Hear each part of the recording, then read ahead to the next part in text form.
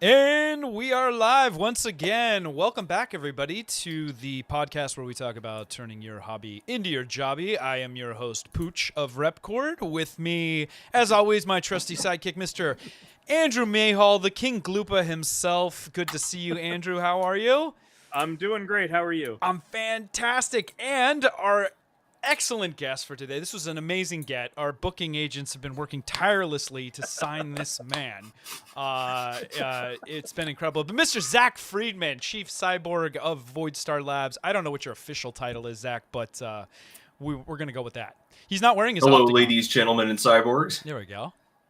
The title depends on the situation. If it's something serious, like something serious, like putting on a contract or whatever, I'm like the principal of Voidstar Lab. I'm the president of Voidstar Lab.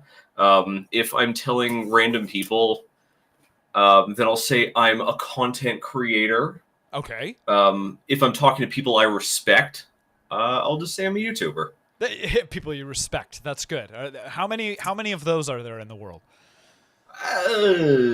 Living? Fair answer. Well, we're honored to have you with us.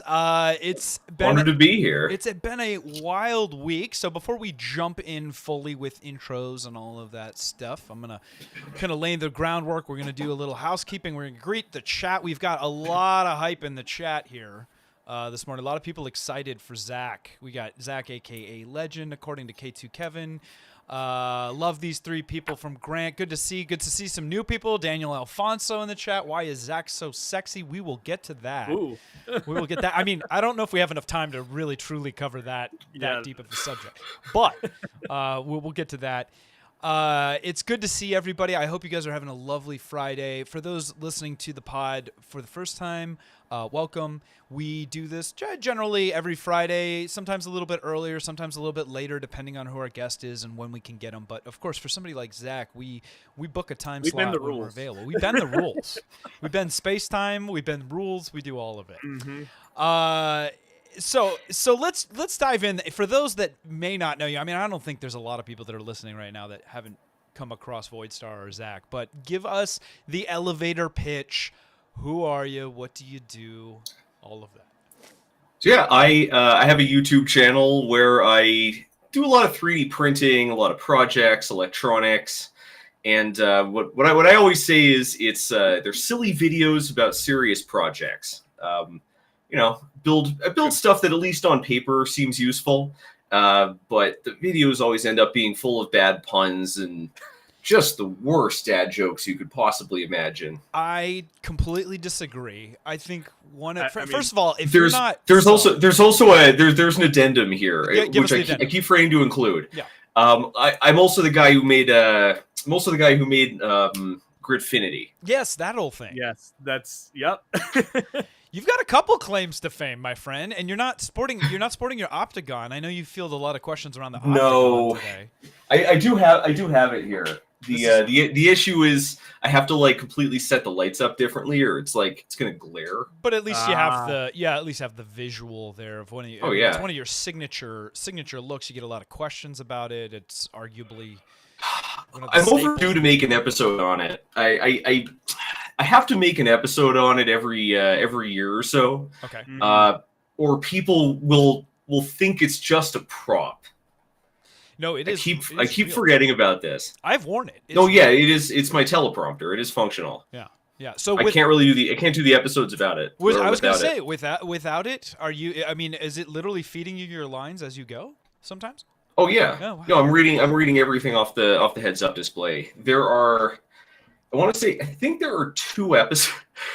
There are 2 episodes that I did not read off of it, and Brooke, my wife, will tell you it was a nightmare. My memory is so bad. I literally cannot remember a line if I'm using cue cards. Wow. Honestly, that surprised me. So, okay, hold on a second, though. First of all, everybody, if you are not subscribed to Zack's channel, please do yourself a favor. Go over to the YouTubes, click that subscribe button, because you will not be disappointed. Zack's writing is top tier. It is second to none. It is some of the most entertaining writing I have seen, and I can tell you put a lot of work into that. I want to actually dive right in on that really quick. I know we're already off the rails from I think kind of the loose outline we talked about before. But one of the most endearing things to me about your channel and your personality is your comedy writing, and I think that that's one of the things that makes you nice and unique, and your ability to meld that with good tech, good information, good takes, sometimes hot takes. I don't know. I love it. I mean, I think it's got it all. Is that something you've had to work on, or is this always just come naturally to you? I mean, it's hard to say, because like. Oh man, it's hard to say because like I don't know. I feel like it's very pretentious to say that for someone to say they're funny. I guess it's more that like I didn't really. It's not really something I thought about, right? Like I just set out to make YouTube videos, wrote out episodes, and it wasn't originally the plan, right? Because it's very.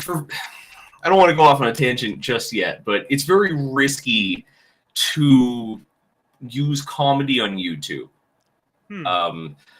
It's not an optimal strategy. So it wasn't something I originally planned on doing, but it's something that just kept working itself in over and over, and people kept noticing it. People were subscribing even though they were also noticing the jokes. Yeah. So I don't know. I just ended up writing episodes the way I'd like to write them.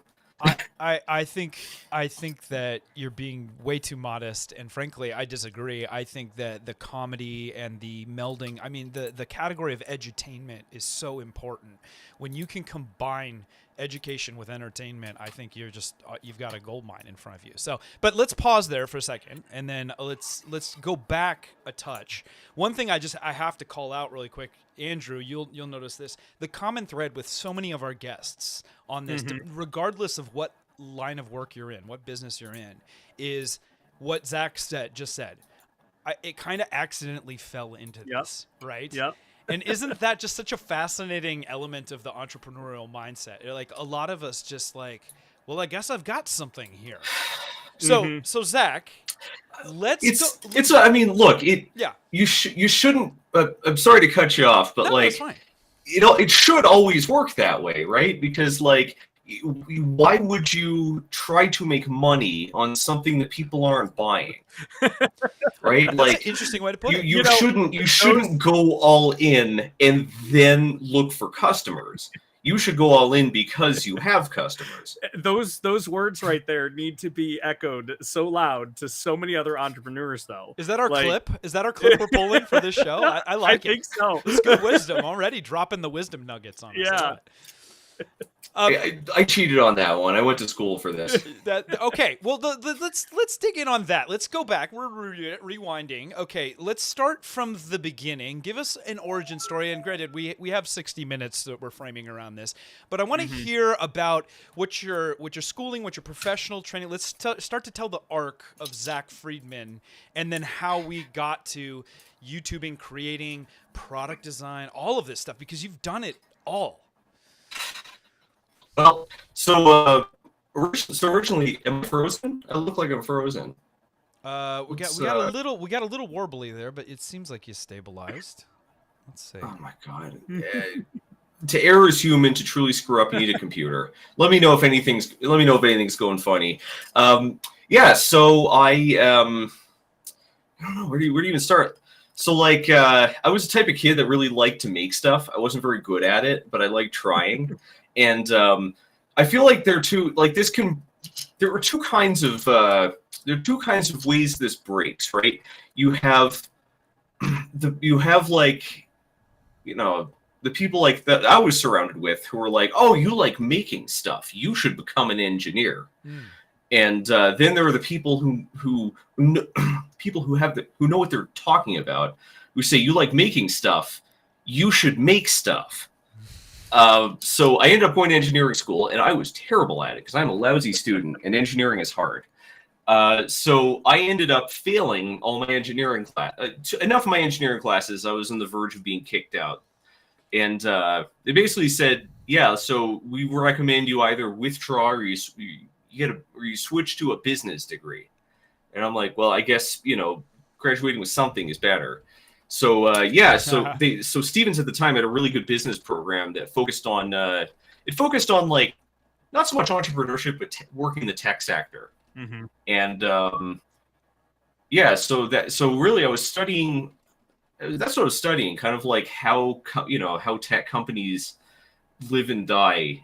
And in the meantime, I was tinkering with at the time building heads up display. That was the project that really. It was the first time I had this idea for a heads up display.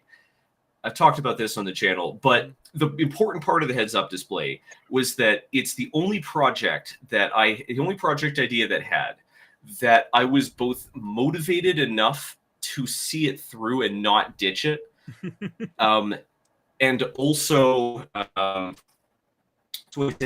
I could also actually finish. Okay. So I ended up learning a lot from that. But the point is, I finished. So I built this heads up display. I would go to every networking event available. I'd go to every networking event available. So there was this meetup. There was this tech meetup that my school ran every month, and I wore the heads up display to it. And someone comes up to me and they say, "Hey, would you like to join a hackerspace?" And I'm like, "That sounds awesome. What's a hackerspace?" It turns out he wasn't asking like, "Hey, I have a hackerspace. Would you like to show up?" He's like, "I'm thinking of starting a hackerspace." Yeah. Okay. Would you and I misunderstood this. I ended up starting a hackerspace. Through that. So basically, I was in my senior year of of school. I was obsessed with building projects.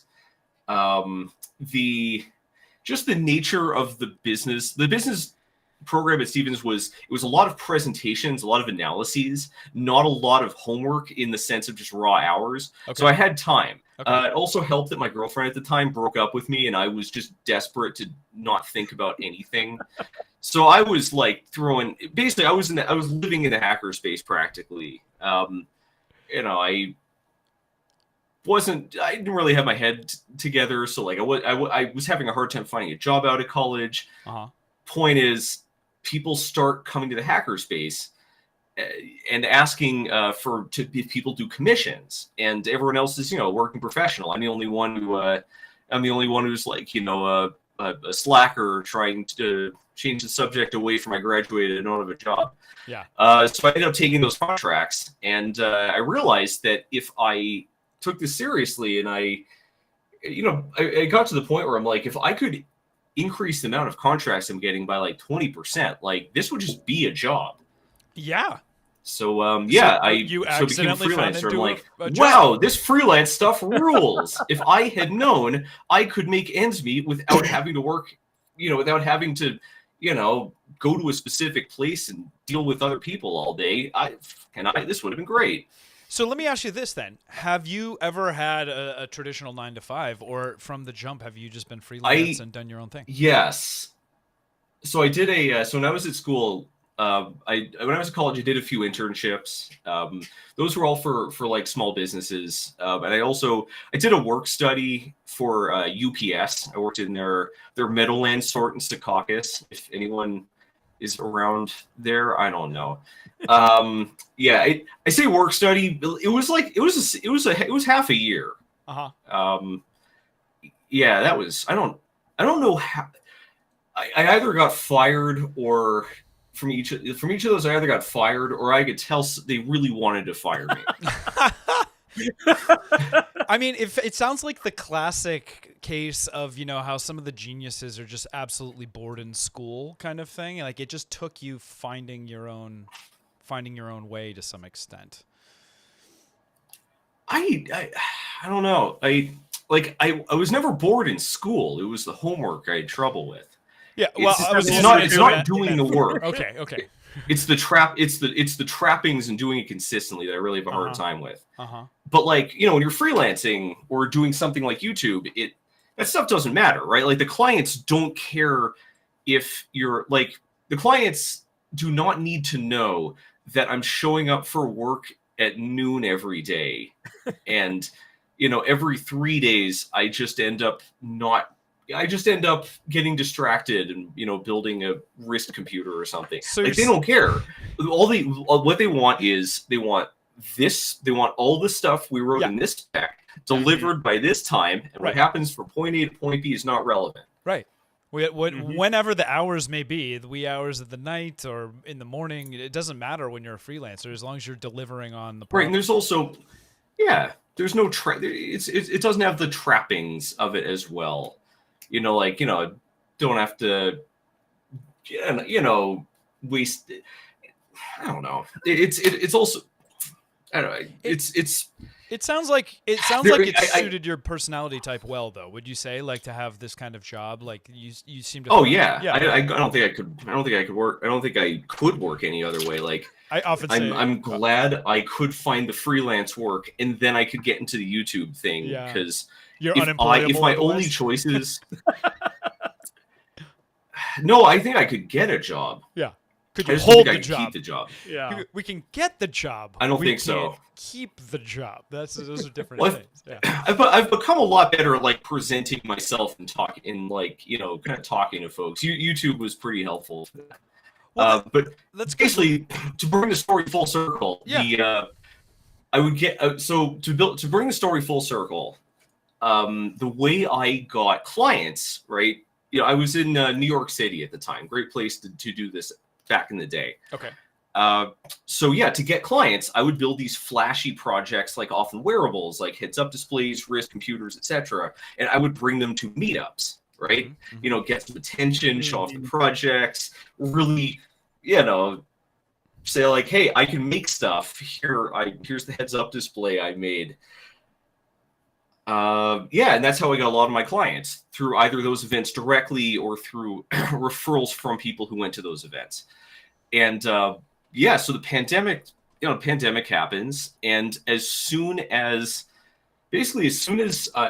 people start ending up in the hospital, and it becomes clear how quickly it spread indoors, I immediately realized my job was done. Okay. Interesting. Yeah. I immediately realized my job is toast. Like any hope I have of doing freelance engineering has ceased to exist. Even if I weather the storm, by the time this ends, there won't be any more clients. We are going to be neck deep in a recession, and no one's going to be commissioning custom electronics prototypes. So immediately I knew, something's got to change. It's time to pivot. So the original idea with the YouTube channel was to try to do the same thing on YouTube that I did at these meetups, right? Okay. Build crazy projects, show them off, and if people are interested, spread the word, sort of. Mm-hmm. So the original idea was to promote myself via YouTube. Okay. And that's why early on there weren't that many projects. Like early on in the channel, there were I want to say of the first 10 videos, only 2 or 3 have projects, and those were projects I had already made for meetups. Okay. Mm-hmm. That the data glove, the heads-up display, the eye tracker, which I never ended up doing. Basically, these were all projects that I already had. So I realized pretty quickly. I realized this is not gonna get me clients. This is not gonna work. Okay. I realized pretty fast that even if this gets me clients, they're not biting. People aren't gonna spend a lot of money. Mm-hmm. I honestly think even if there wasn't a recession, I'd be screwed anyways.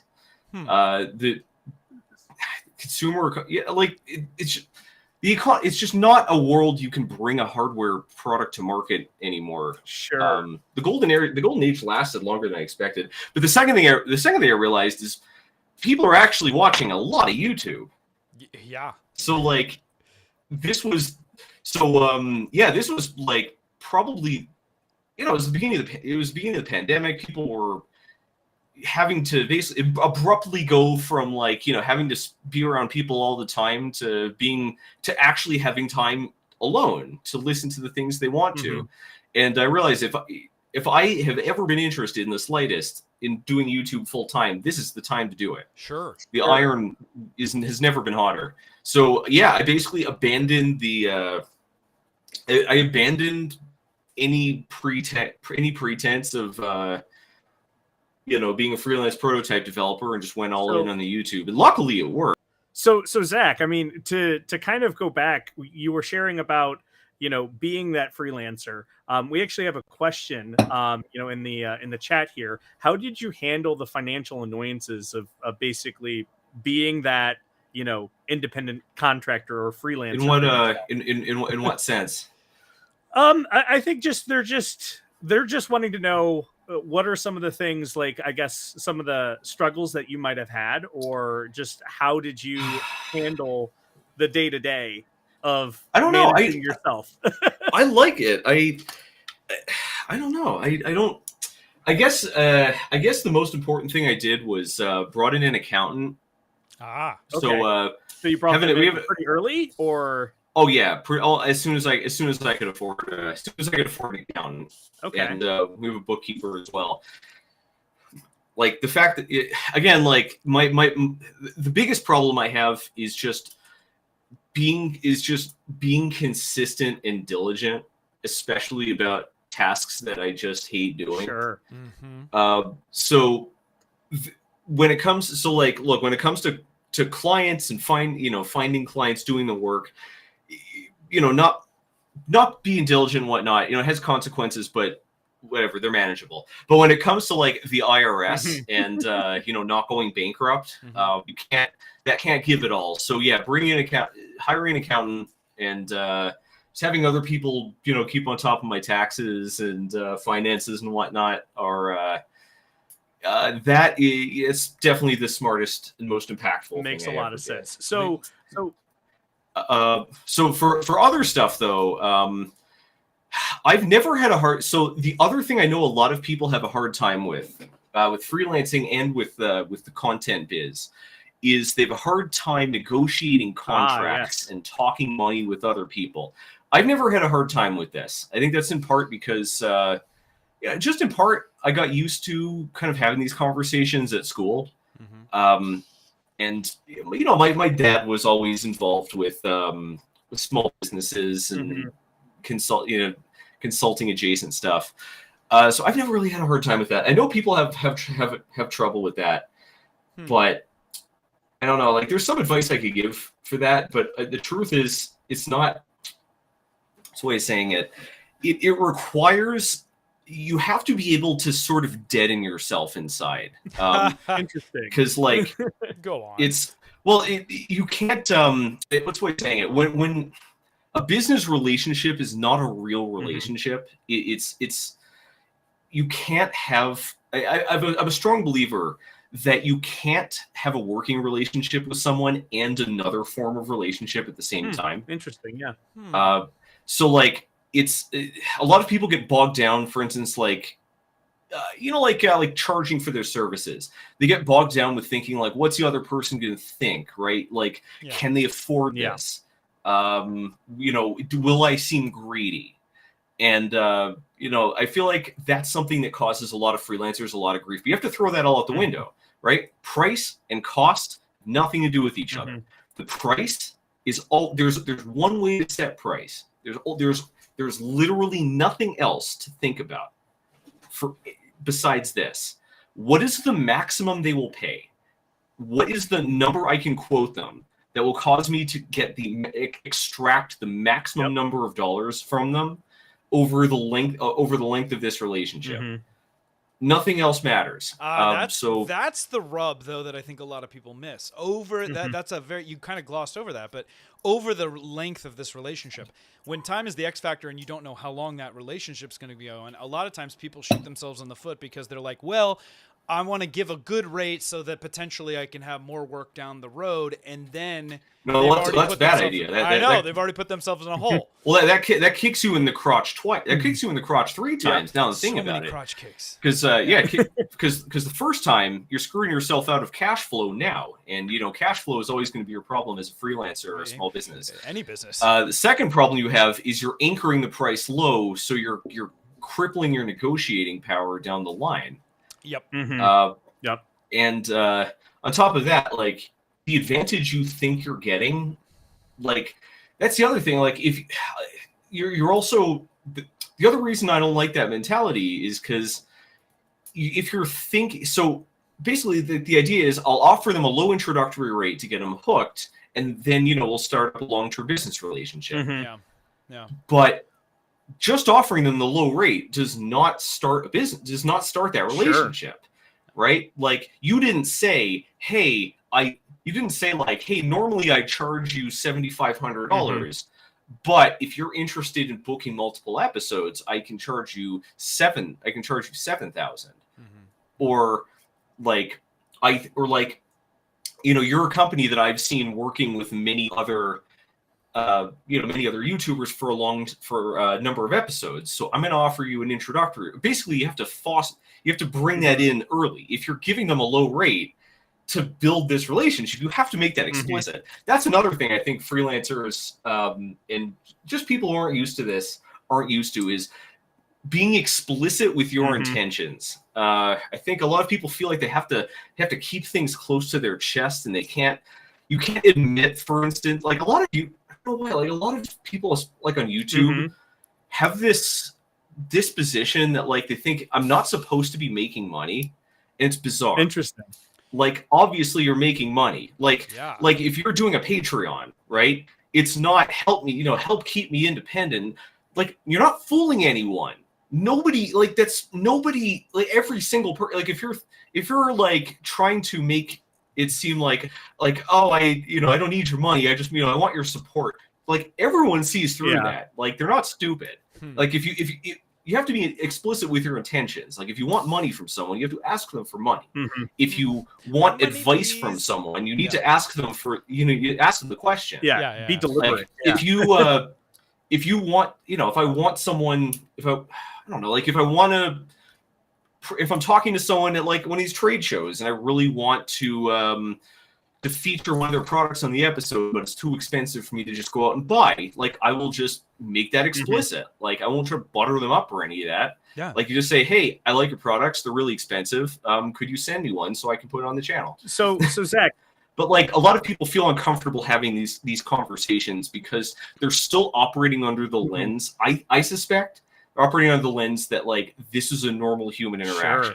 So I was going to ask, do you feel that your experience in the freelancing, when you're spending time freelancing, has helped you as you made that transition into YouTube? Oh, absolutely. Freelancing and YouTube are basically indistinguishable. Interesting. Like it's at least from my point of view. It's really the same work, right? Like it's really the same work, right? You're basically first off, it's chop till you drop, right? You can always put in more hours. Okay. Right. The second is you keep what you kill. So everything you can do to bring in more money is money in your pocket, right? You're not if you're on like it's so the first one, it's not like wages. Right? Because you can't always get hours whenever you want them, and you can't decide when you don't want hours.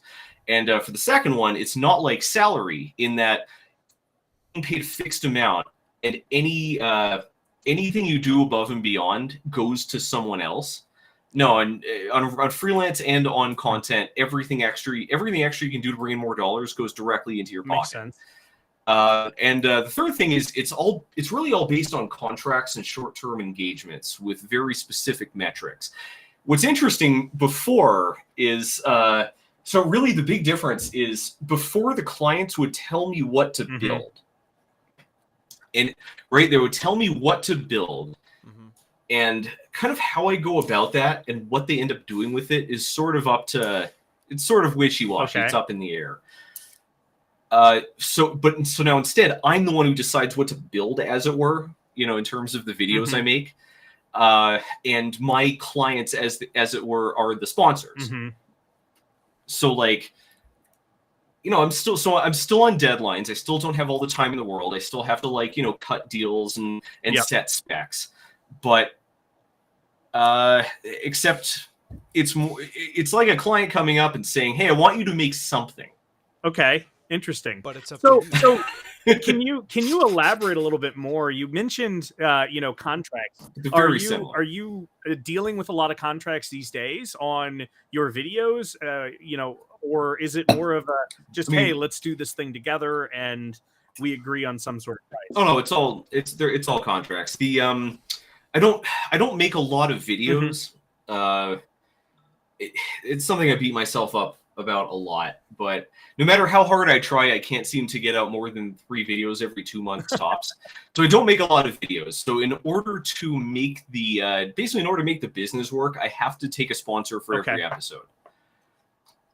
And yeah, all of that is all that's done with the contract. All it's done with the contract. Instead of a development contract, it's an insertion order, but that's just it's just semantics. So let me ask you. It is really uncanny how similar it is to freelancing. Yeah, let me ask you this then. So, as a creator, YouTuber that's getting started, so obviously where you're at now, I think you just crossed a 500,000 subscribers, didn't you?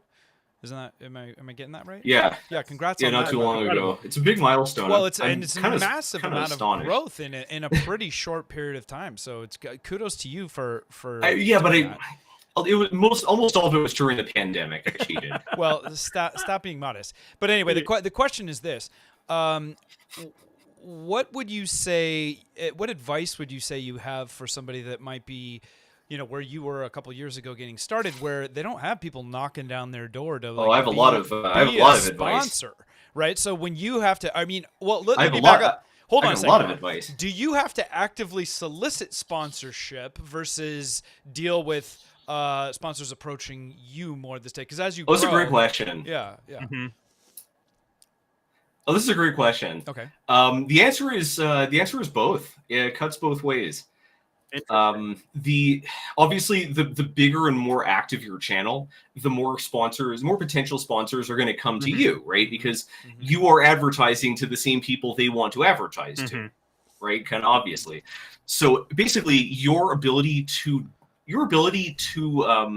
promote their message, right? Your value to them is also your ability to reach them. So, I do at this stage. I don't know. Around the time I had like 100,000, around the time I had like maybe 200,000 subscribers, I didn't need to go out and prospect anymore. I got enough action coming in. But most of my actually, I would say most, but yeah, a lot of my clients, a lot of my sponsors, I went out and solicited them. I found, at least for me, the most effective ways to find them are Twitter and Instagram. I would go on and specifically look at the ads. I'm going on and browsing just for the ads. And then any company that seems interesting, I would reach out to them, right? Because if they are showing up on my feed, it seems sensible that it would cut in the opposite direction, right? If they're reaching me, I could help them reach other people like me. Okay. And a lot of them. Let's see, off the top of my head, I think that's how I end up working with Things. That's how I worked with Emotive. I think Emotive, they made some sort of wrist sensing thing. The project that became the Chromance, I found through them. There was like a wristband that measures like BIOS signals or something. A whole bunch. I would play the reverse card on Instagram ads. Interesting. It's more of a really smart. Yeah. Well, it's the thing that makes YouTubing so. I don't know the right adjective, but the big difference between freelancing, between consulting and content creation, is in content creation, sort of the way you market yourself and the product you're marketing are really the same. Okay. It's not like I would have to build. So when I was freelancing, right, I have to build client projects for clients, and then I have to build publicity projects for me. But the same videos that promote a sponsor's product also promote me as a tool for promoting a product. Which is nice. So you kind of get more value that way, being able to kind of double dip, something that's good for you, something that's good for them. I like it. It really helps on coverage. It really helps on coverage because one of the big issues I had freelancing was just because my work ethic sucks so hard. It was very hard for me to prospect and work for clients at the same time. So I would have to. So I would end up like, you know, working on a bunch of client projects, running out of clients, promoting myself, lining up a bunch of clients. So it would be a real feast or famine. But with YouTube, it's much easier to overlay those. Okay. Just because the promotion, self-promotion happens kind of on its own. But I guess for viewers, some important things to think about. So for viewers who are thinking of starting their own channel, first off, you're going to fail. Like, your odds of succeeding are 0. I just want to make that very clear. You will not succeed. This is Mr. Rainbows and Butterflies here today. I mean, remember, like, that's why I said, like, I only succeeded because there was a pandemic, right? I cheated. You need a way to cheat. So if you do, but this is also great advice for startup people as well. Okay. Like, you're not playing a winnable game. You need to cheat. Well, so what constitutes a win or a loss? When you say fail, it's like they give up and they're no longer doing it, and then they have to go out and get a job. No, that's not true. All right, so you're defining fail a little differently then. I would say the lowest numbers you can get on YouTube while doing it full time are probably in the neighborhood of like 100,000-ish subscribers and somewhere around 1 million views a year. If you're not getting that, you won't make ends meet. And you can't. I don't see how it's possible to succeed on YouTube without doing it full time. Even though I know there are tons of people who succeed on YouTube without doing well, while still holding other jobs. Yeah.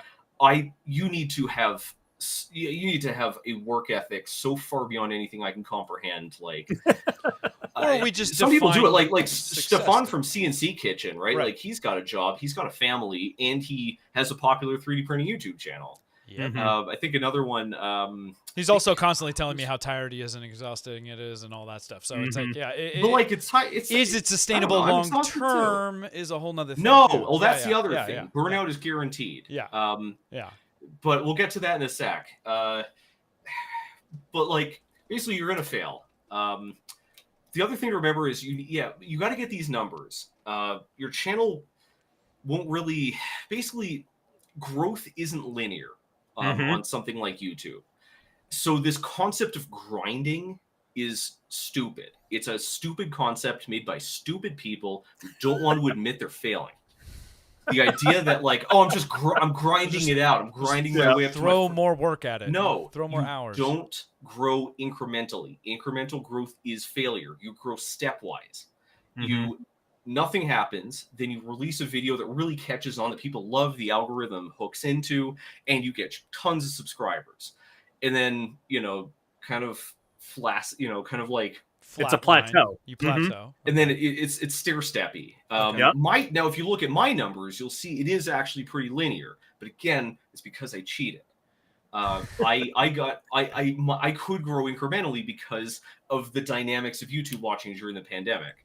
That people were just watching so much YouTube, I didn't have to win the algorithmic lottery to get to get new blood. You're in the right place at the right time. I mean, arguably, you can say, I don't know if it's cheating. I think it's just strategy and smart strategy at that. Well, yeah. I mean, I still look. Strategery. Smart decisions. Like, there's also this idea that, like, I don't know. It's the whole meritocracy concept is also ludicrous. The whole we could do a whole episode. All right, if we're going back to freelancing. This another hang up that freelancers have is this, and content creators especially, now I'm thinking about it, is this idea of deserving success. Yeah. And it's stupid. Just burn that out of your mind. You don't deserve anything. Everything you get has to be snatched out of someone else's. Yes. snatched out of someone else's mouth. You're a zero-sum game, huh? You're that's your world. But it's the literal truth. Literally, every dollar you make has to be taken out of someone else's pocket. If you're ethical, you'll get Not them in a to growing give market, it up willingly. But I mean, I hear what you're saying. Well, hang on a second. You're talking about dollars value. You can't buy. Yeah. You can't buy no, I food mean, with I dollars value. believe Zack here. I am in complete agreement. In a here. literal sense, every dollar you make comes from one of two places: is either snatched out of someone else's pocket, or the government printed it and gave it to you. Which again, but like government grants are a massive part of the art. So like that money was fabricated for you. But that's you not, can provide a value to someone, right? That's not what Zack's saying. Well, that's the ethical way of doing doing value, it. but you are taking that money from someone else, and therefore Yes. that is an earned nature. It's not, you don't deserve to be successful, But like, you could also say that they did because they had no other choice, which is just another way of saying earned. Basically, the reason I bring this up is because you never really deserve your successes. Really, because you don't really have control over that. Remember, you can't make money unless someone else decides of their own volition. Hopefully, again, because we want to be ethical here. Decides to give it to you, right? So basically, life is a series of die rolls, and a good decision just puts more a good decision puts more 20s on the die, right? Or it reduces the penalty for rolling a 1, or it pulls some ones off of it. At the end of the day, it's still a die roll. What you're doing is just, you're manipulating, first off, what the probabilities are. Right. Second off, what the weight of the probabilities are, like how good the good stuff is, how bad the bad stuff is, and you're also deciding how many dice to roll. So when it came to the YouTube thing, I'm like, the world has. So first off, the one, right, like kind of like the lost condition, which is, I run, it fails, I don't make any money, I bleed out. That has no weight anymore because it's already happened. The pandemic has already obliterated my entire job. As it stands, I'm gonna bleed out. And also it's weighted the dice towards the 20 side as well, because a lot more people were watching, so I didn't have to score as high as it were to succeed. So knowing that, I rolled a lot more dice. I immediately went all in. Started doing nothing but making YouTube videos and just banging them out. The cadence that we released videos for that first year was nuts. I literally do not know how I managed to release so many videos, because I barely remember anything from that year. I was working so hard for so long. I literally was not forming memories. The day we moved, we were supposed to pack up and move to Colorado. I fell asleep during a conversation with Brooke when she was telling me I have to stop working. Oh, wow. I've had moments like that. When you stop dreaming, that you're not resting enough. Well, I don't dream in general, but that has nothing to do with anything. That's not a good indicator. I don't know. You should dream. But basically what I'm saying is I didn't succeed because of the work. Okay. I succeeded because I committed, because I chose to put a lot of work into a high variance into a high variance job. Basically, I bought a lot of lottery tickets when the odds were in my favor. Yeah. You drop a lot of really, really great points here. I mean, the probabilities are big. I think a lot of the challenges for a lot of YouTubers, and you touched on this, is that people are dipping their toe in. They're doing it as a side hustle. It starts as a passion project. You pretty clearly saw the writing on the wall for yourself. Oh yeah, you knew you had to commit. So it's like anything really, where it's like, hey, if you're going to get up on that high dive and you want to do a backflip, at some point you've got to send it. Like, you can't just kind of like half do it. Yeah. And you have to collect enough data over a period of time to get a trend and not be like, that flop, because you're going to have stuff flop. No, I'm not sure I'd go there. Okay, well then tell me where you would go. Well, because the issue with trying to use data and analytics is motivated reasoning is incredibly powerful, and unless you're fairly good, basically, unless you have a countermeasure to keep you from bringing in motivated reasoning, looking at data is a bad thing. Oh, I see. You don't want to give yourself more reasons to convince. You don't want to give yourself more ammo to convince yourself to make a bad decision. I didn't mean literal data. I more meant you have to stay the course long enough, because you've clearly had videos that perform and don't perform, though. Well, right? one question you haven't asked is what would have made you stop YouTube? Okay. What would it? Because why don't you just do the interview? Well, I love it. We don't even need to be here. I love it. Well, it's important because yeah. So I ran the numbers, and basically the way it works is, for sponsorships, you can generally charge somewhere in the neighborhood of $1,000 to $2,000 per 100,000 subscribers you have, right? Okay. And YouTube ad revenue is pretty terrible, but at least it's usually for somewhere around usually make somewhere in the neighborhood of $2,000 for every million views. Yeah. Although this can vary a lot. And then with Patreon, like, I figured, your average, I can convince, like, maybe back of the envelope, I don't know, like 1 in 10,000 people to join the Patreon, and my average patron would give me, I don't know, let's say, I think I guessed like $20. Basically, I ran all these numbers, and I thought I need to get somewhere in the neighborhood of 150,000 subscribers within the first year or so, or I need to be very well on the way. Okay. So if I wasn't on that path, I would have quit. I wouldn't have just slugged it out and ground it out.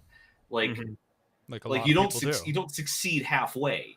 Like making it, I don't know. I feel like for something like YouTube, it's really, you're picked as a winner or you're not. Like it's as in the algorithm defines the winners, or just random chance. The algorithm, I mean, obviously, because no one ever finds your videos unless the algorithm recommends them. So yes, by definition. But I don't know, like a lot of things factor into it, right? I never even talked about making the videos themselves, because I don't think it matters. Remember, people don't decide whether to watch you based on the video. They don't watch the video then decide whether to watch the video. They see your thumbnail. Yeah. And they decide whether they'll click it. And then the first, I don't know, 10 to 30 seconds is what the first. Uh-oh, he unplugged himself. No. The only thing that could possibly stop Zack Freedman is Zack Freedman, ladies and gentlemen. He's got it. While he's coming back online, I got to tell you, man, nope, nothing yet. Nope. We'll jack back in and reset. I'll talk to Andrew here briefly until we hear you again. I gotta say, I really appreciate Zack's candor and the a lot of people call these hot takes, but frankly, like, it's a lot of that real talk that probably doesn't happen. And I think there's some interesting points of discussion and debate to happen here, because what works for Zack does not necessarily mean is going to work for a different creator. A lot of times it's what makes him unique that helps him get favored in the algorithm. And I think not everybody doing the exact same thing is actually a big key to it. But let's see if we have Zack back and he can opine on that. I don't know. No? No. This is great. He's just pantomiming. We're going to, just so you guys know, if you're listening back, Zack was gesticulating so wildly that he managed to unplug his own mic. And it's now we're talking while he's getting in. But Andrew, what are your takes on some of this? Well, I mean, as you mentioned, the candor, the bluntness, I think it's in many cases, a lot of entrepreneurs just in general, whether they're going out to become, content creators, or they're going out to start their own business. Maybe it's a product that they're developing or trying to sell. They need to hear these things. It's you need to build products that people actually want, not, just build a product, then try and find someone to buy it. Yeah. Yeah. You know, and it's kind of the same thing in content creation. It's you know, from the sounds of it, it's you're not you're making the videos, but you know, people, as Zach said, you know, they watch the video not because you made the video, but Yeah. you know, Yeah. Yeah, no, still no. no. This is kind of entertaining to watch Zack's dropping off and coming back. It's okay, buddy. We'll keep going while we have time. It's fine. Yeah. No, you're right. I think that having the I want to back up a second and talk about the part where, you know, I was saying we've talked to a lot of creators on here that kind of like, I want to say like fumbled into it. Like Zack is one of the first that I feel like we've talked to that had like some pretty good conviction to, this is my charge, these are my goals. And I love it because it's like he committed, he saw it, he jumped, and he has seen good success as a result of it. Yep. I think the path is different. I think a lot of people actually are pretty happy to have like a little side hustle thing or whatever. And they, you know, maybe they were favored. They're able to do that on their own time. Clearly not as prolifically or at the intensity. Hey, he's back. He's back. I'm sorry. I had to switch over to another mic. I was actually gesticulating so wildly. I knocked the mic into my cup of water. Oh, you killed the mic. Yes, the mic is destroyed. Oh my gosh, that is a first, ladies and gentlemen. Well, that's an amazing story. I love that. First of all, I'm sorry, F, for your mic there, but yeah, we'll go with the caller. Too faint, or if the quality sucks too hard. I had another mic that was actually on a mic stand instead of like propped up on a jug of trail mix on my speaker, but I couldn't get that working before the show. So anyways. Yeah. Now it sounds like a call-in show a little bit, but it's fine. We're going to go work with this. We can hear you okay. Sorry, it's okay. In radio land. This is what makes it fun and entertaining. You did a good job of covering it. You did a good job of covering well. We've seen it all at this point. We have a good time with it. I guess basically to bring it home, if you're just getting started on YouTube, like the first, I actually feel like I'm fairly qualified to talk about this. I don't, because like I called the shots, right? Like I didn't. It's not like I started YouTubing and it worked. Like I made a plan, I executed the plan worked. So I guess like if you're trying to do this, like the first thing you need to decide is, what are you trying to get out of it? And this, you're only allowed to make one answer here, right? So your options really include, I like making videos. I just want to share what I make, which is just another way of saying the first part. I want to make money. I want to be popular. I want to be influential. I love that he's just saying all the quiet parts out loud. Yeah. I mean, that's so important. Yeah. Thank you for doing that, Zack. I don't know why it's the quiet part. Because people are people pleasers, or they don't want to appear egotistical or whatever. But I think it's an important thing to say. But like, you're obviously, like, if you're doing something, you're obviously doing it for a reason. Like, I think a lot of the pretense is just people like, I don't know. I feel like a lot of the pretense is just, I don't know, like people kind of underestimating the audience, as it were. But anyways, you have to know what you're trying to get, because it strongly influences how you go about getting it. Okay. Or another way, the one I keep forgetting about is you want to teach people something. You have a piece of knowledge that you want to get out into the world. Sure. Yep.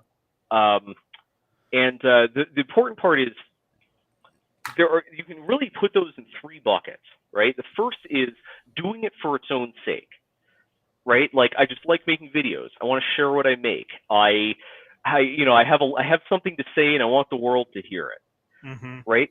For those, completely disregard any possibility of success, because it doesn't matter, right? Whether you get 0 viewers or 1 million viewers, whether your sub count in 10 years is 5,000 or 500,000, like, it doesn't matter, because why you're doing it has nothing to do with that. And it's very important to keep your eyes on that, because YouTube itself and the world around it will try to derail your focus.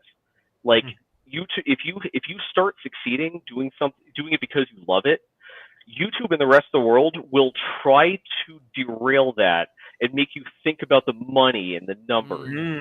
Interesting. Which, again, like, you don't, if what you went into it for is the love of the game, bringing money and other things, bring other metrics of success into the equation will spoil the fun. That's interesting. So let me stop you there for just a sec. We have some interesting heated debate going on in the chat here, and I really want to get your take on it. David Tobin, Mitch 3D, we love Mitch. Backpack printer extraordinaire. He's one of our patrons. Says Thank you. hi. Hey, there you go. Thanks for supporting Zack, Mitch. He says nobody does YouTube for selfless reasons. And David Tobin says he disagrees with that. Okay, good. So you're saying that's totally true. There are definitely people who do it for the love of the game. So expand on the distinction maybe of those things, because I think your point is more like if you are trying to do this professionally for money and to maximize, is that a fair way to put it? I guess it's more of like an orientation or a disposition. Okay. Because maximizing, I don't know. I guess you could say that, but I don't know. I guess I don't really think of it that way. Okay. Well, we're here to hear how you think of it, not how I think of it. I think it's more about like sustainability, right? It's more about keeping it going. Okay. Because remember, like there are three levels. There are three amounts of money you can be making, right? There can be not enough, enough, and there's not enough, too much, enough, and I want more. And I want more. But it's never too much. There's never too much. Yeah. Okay. But like your objective is, if your objective is to just enjoy it, right? Any money you make is just gravy, right? It's just like extra bucks to spend on, I don't know, whatever is legal in your state. But like, it doesn't matter as much. Zach lives in Colorado, by the way, if that's not clear. If you're doing it for the love of the game, and you have an opportunity to make more money or to get more popular, doing a video that basically, if the second you start making a video for the money or for the fame or whatever, you've already lost. You've already compromised why you're doing it, and it's going to slowly erode over time. It's not sustainable. Interesting. It's every video that if you're doing it for the love of the game, right? Every video you make that you wouldn't have made if it weren't for another factor starts eating away at your reason for doing it in the first place. So eventually the bottom will fall out of that, or you just decide, or things can also change, right? You can something you start for fun can become a career. Like I know a lot of people who, just got into 3D printing because they think 3D printing is cool. I'm sorry, I'm mopping up the energy drink that spilled all over my desk. Yeah. It did not energize the mic. Yeah. Okay. I know a lot of people who started doing 3D printing because they just love 3D printing. Sure. And they ended up, doing it for a living. They had a print farm or they did content about it. But the important thing is, somewhere along the line, they kind of lost the enthusiasm for printing for its own sake, and that would have happened anyways. It's a normal. Not everyone's hobby is a lifetime hobby. Like sometimes the excitement for it just fades. If you can parlay that into a money maker or a status enhancer, that's great, because otherwise it would have just been a hobby where eventually one day you're like, I got what I came for, I'm done. All right. Now you get to kind of make something out of it. I want to. All right, but the three buckets, you can put these in. I just want to finish the thought. The first thing is doing it for its own. So the first is things where the numbers don't matter. Okay. The second thing is, the second one is doing it for the money, right? Then you have the third one, which is stupid reasons for doing this. If you go into it for the fame, you have, like, if you decide to go into YouTube, or really anything for that matter, if you take any action specifically because you want to increase your influence beyond, like, I don't know, just because you like feeling special or something, or because you want to be the center of attention. Yeah, you need to see a professional. Like, that's not healthy. Okay. It's going to destroy you. Okay. And it's also a terrible way to start going into YouTube, because pretty much every scam that takes advantage of content creators uses that access to do it. Of course. Right? Because of course. I love that. Good. All right, pause. Just a sec. Pause. So there's Okay. the line between them, the gray area between the making money side and the fame side, is very important, because it rounds down. It rounds down to the fame seeking. Basically, if somebody came up to me and they said, I've got a way to bring in an extra $10,000 a year, to make you a millionaire, I would be like, you're full of crap, because anything that could make me a millionaire, like, is either so risky or so unlikely to happen. Like, odds are you're scamming me. But the point is that if you're in it to make money, yeah, you will not be you should not be vulnerable to get rich quick schemes, because you're getting rich slow. You're not you know the gambles you're taking. You're not trying to if you're trying to make money on it, you're not trying to be a multimillionaire, right? Because being a multimillionaire, if you think about it, is actually fame seeking. Because what's the difference between here in if you're in Colorado, right? The material difference between making, let's say, $300,000 a year and making $10 million a year is basically nothing, at least for me. Like, I'm not going to start buying Ferraris. It's my lake house and my plane. Real estate around the world. Not going to buy a private plane. Oh, man, the freedom of that, though. Come on. You're not a big traveler, though, are you? No, not at all. Yeah. See. Okay. So but listen, really, I don't know. If I were making $300,000, like, I feel like I could travel a few times a year. For sure. Well, that's the other part of that. The other part about YouTube is you can never stop doing it. You can't take breaks. You get on that treadmill and you can't stop. Okay. It keeps going. Okay, I just want to do a quick time check, because I want to be respectful of your time, and Andrew as well too. We did it at 60. We're fine with going over time, but we had some stoppage time we have to make up for here, and I think the people need to hear some hot takes. I can keep going for another hour or so. Oh wow. Okay, we may go into extra innings is even fine. That's fine with me. I'm loving this. I used to do streams where I would basically talk straight. You're just getting warmed up. Build project on stream, and I would, building a project is not a video game. It doesn't make sound, so I had to talk nonstop with no one else for 5 or 6 consecutive hours, and I love that. I wish I could keep doing it. Okay, I'm sorry to interrupt. I love the train of thought you're going in, the reasons, like the distinction of how much money you need, like, and I want to make sure, because you did mention 3D printing too. We need some 3D printing hot takes as well, because you're going to just drop us all these little hot takes. I got lots of 3D printing hot takes. Okay, good. We'll save those for the exciting conclusion. But let's hear a little bit more on the money and the lifestyle. So it's like, You could always make more, but you're saying, I don't need. It's ego if it gets to be too much. You said.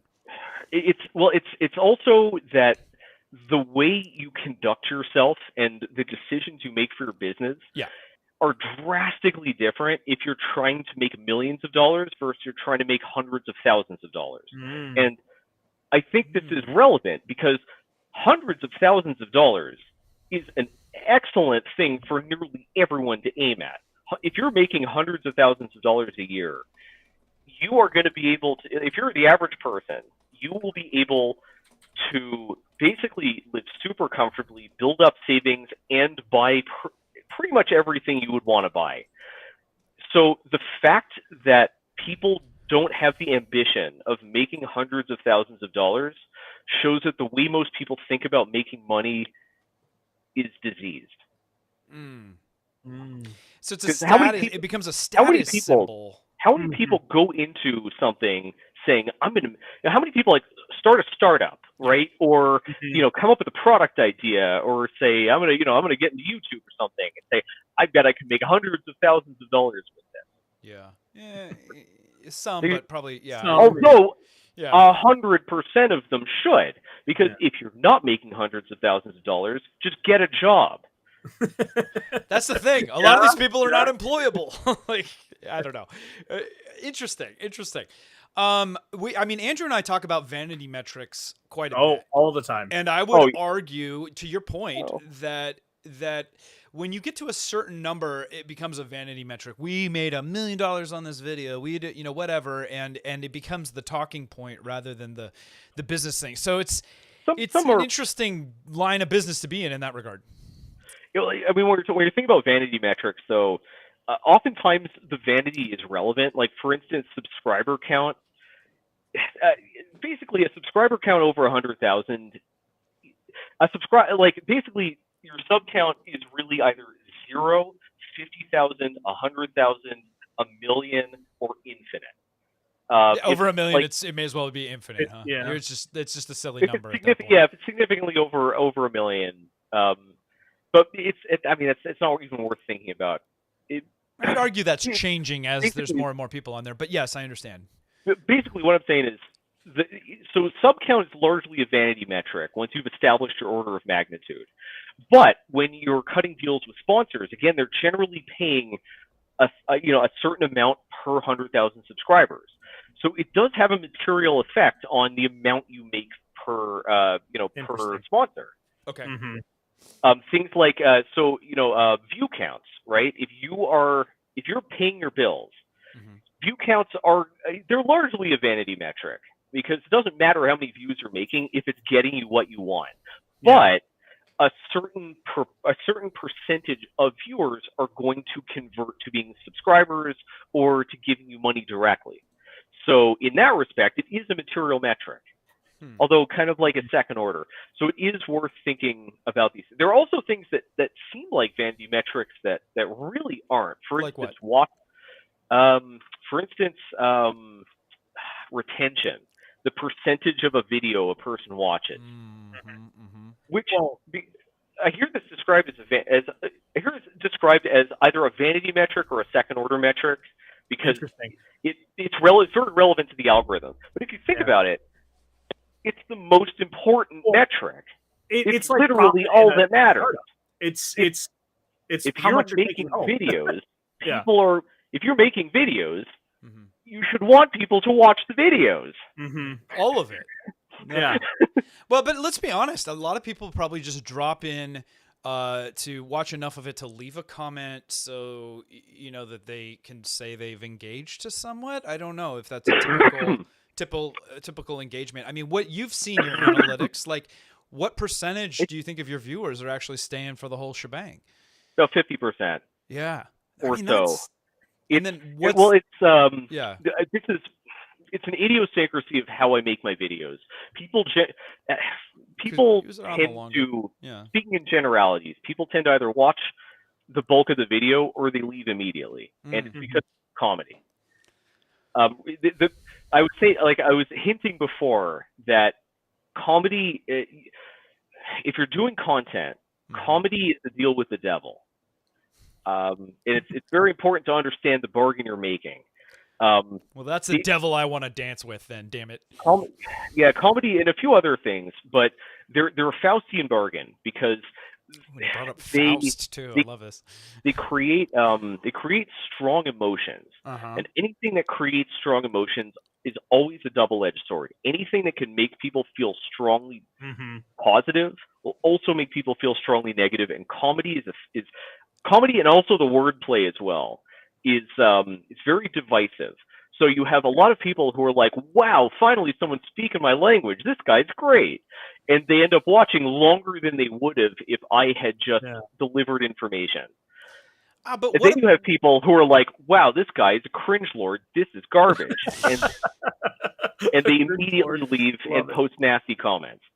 I mean, but what about the notion that fortune favors the bold? Because I would argue it's the fact that you put yourself out there that makes you genuine, that makes it appealing. Whereas everybody else, a lot of people are trying to be formulaic, and it's boring. But there are lots of ways to be original and authentic. Like, we all contain multitudes. There are a number of ways that all of us can be authentic. It's about deciding which one you're portraying. But also, the issue with the comedy thing is that no joke is universal. So I'm always going to cap my audience. I can never really truly succeed. Basically, if I were seeking fame, I could never bring the wordplay, and the jokes had to be absolutely banished. So if you go back and watch my first few videos, especially the first one, basically, if you watch my, I want to say, so if you watch the first videos I wrote, which are the video on the data glove, the video on on wire circuits on boards, and I forget one of the other. I forget the third one. Basically, those were the first videos I wrote, and they don't really have any jokes or wordplay. I actually made a deliberate effort to purge most of the humor and all of the wordplay from those scripts, because originally my goal was to get clients, right? So I have to cast the widest possible net. So I can't use things that will drive away the audience. But once I realized this YouTube thing could actually work full time, I deliberately inverted that strategy, because remember, my goal was not to blow up. My goal is not to get millions of views and millions of dollars. My goal was to make $100,000 a year. And the surest shot was to take the Faustian bargain, increase the chances of success by making things that people feel strong affinity for, in return for making things that other people immediately permanently dismiss. I don't think I've ever heard it articulated that way. Yeah, and I really like it, because I don't think a lot of people do goal setting on a YouTube channel the way that you have. I think we've talked time and time again from people that they just kind of fumbled into it because they were like, I'm just passionate about this thing and I'm going to record myself when I do it. And then, oh, I guess I have an audience. Oh, I guess I have a channel is a common entry point. Be careful. You have to be careful when people say that, because that is, it's you don't buy it. It's expedient to tell that story. Interesting. Okay. It's a story people want to hear and that they feel strongly about. If you want to tell a story about the genesis of your channel, that's a really safe and powerful one to pick. It's the multi-level ceramic capacitor, or the multi-layered ceramic capacitor of the backstory world. Interesting metaphor. It for various reasons. Like, for instance, if you're trying to get big, right? You never want to say you're doing it for the money, because then people who because then people are going to be like, because then the more, if you say I'm doing it for the money, the more you succeed, the more people want to spite you. They say, I like this guy. I want to see more of his videos, but I don't want to I feel uncomfortable subscribing to him, because that's just sticking more dollars in this greedy money grubbing guy's pocket. Interesting. Yeah. I have no problem admitting this, because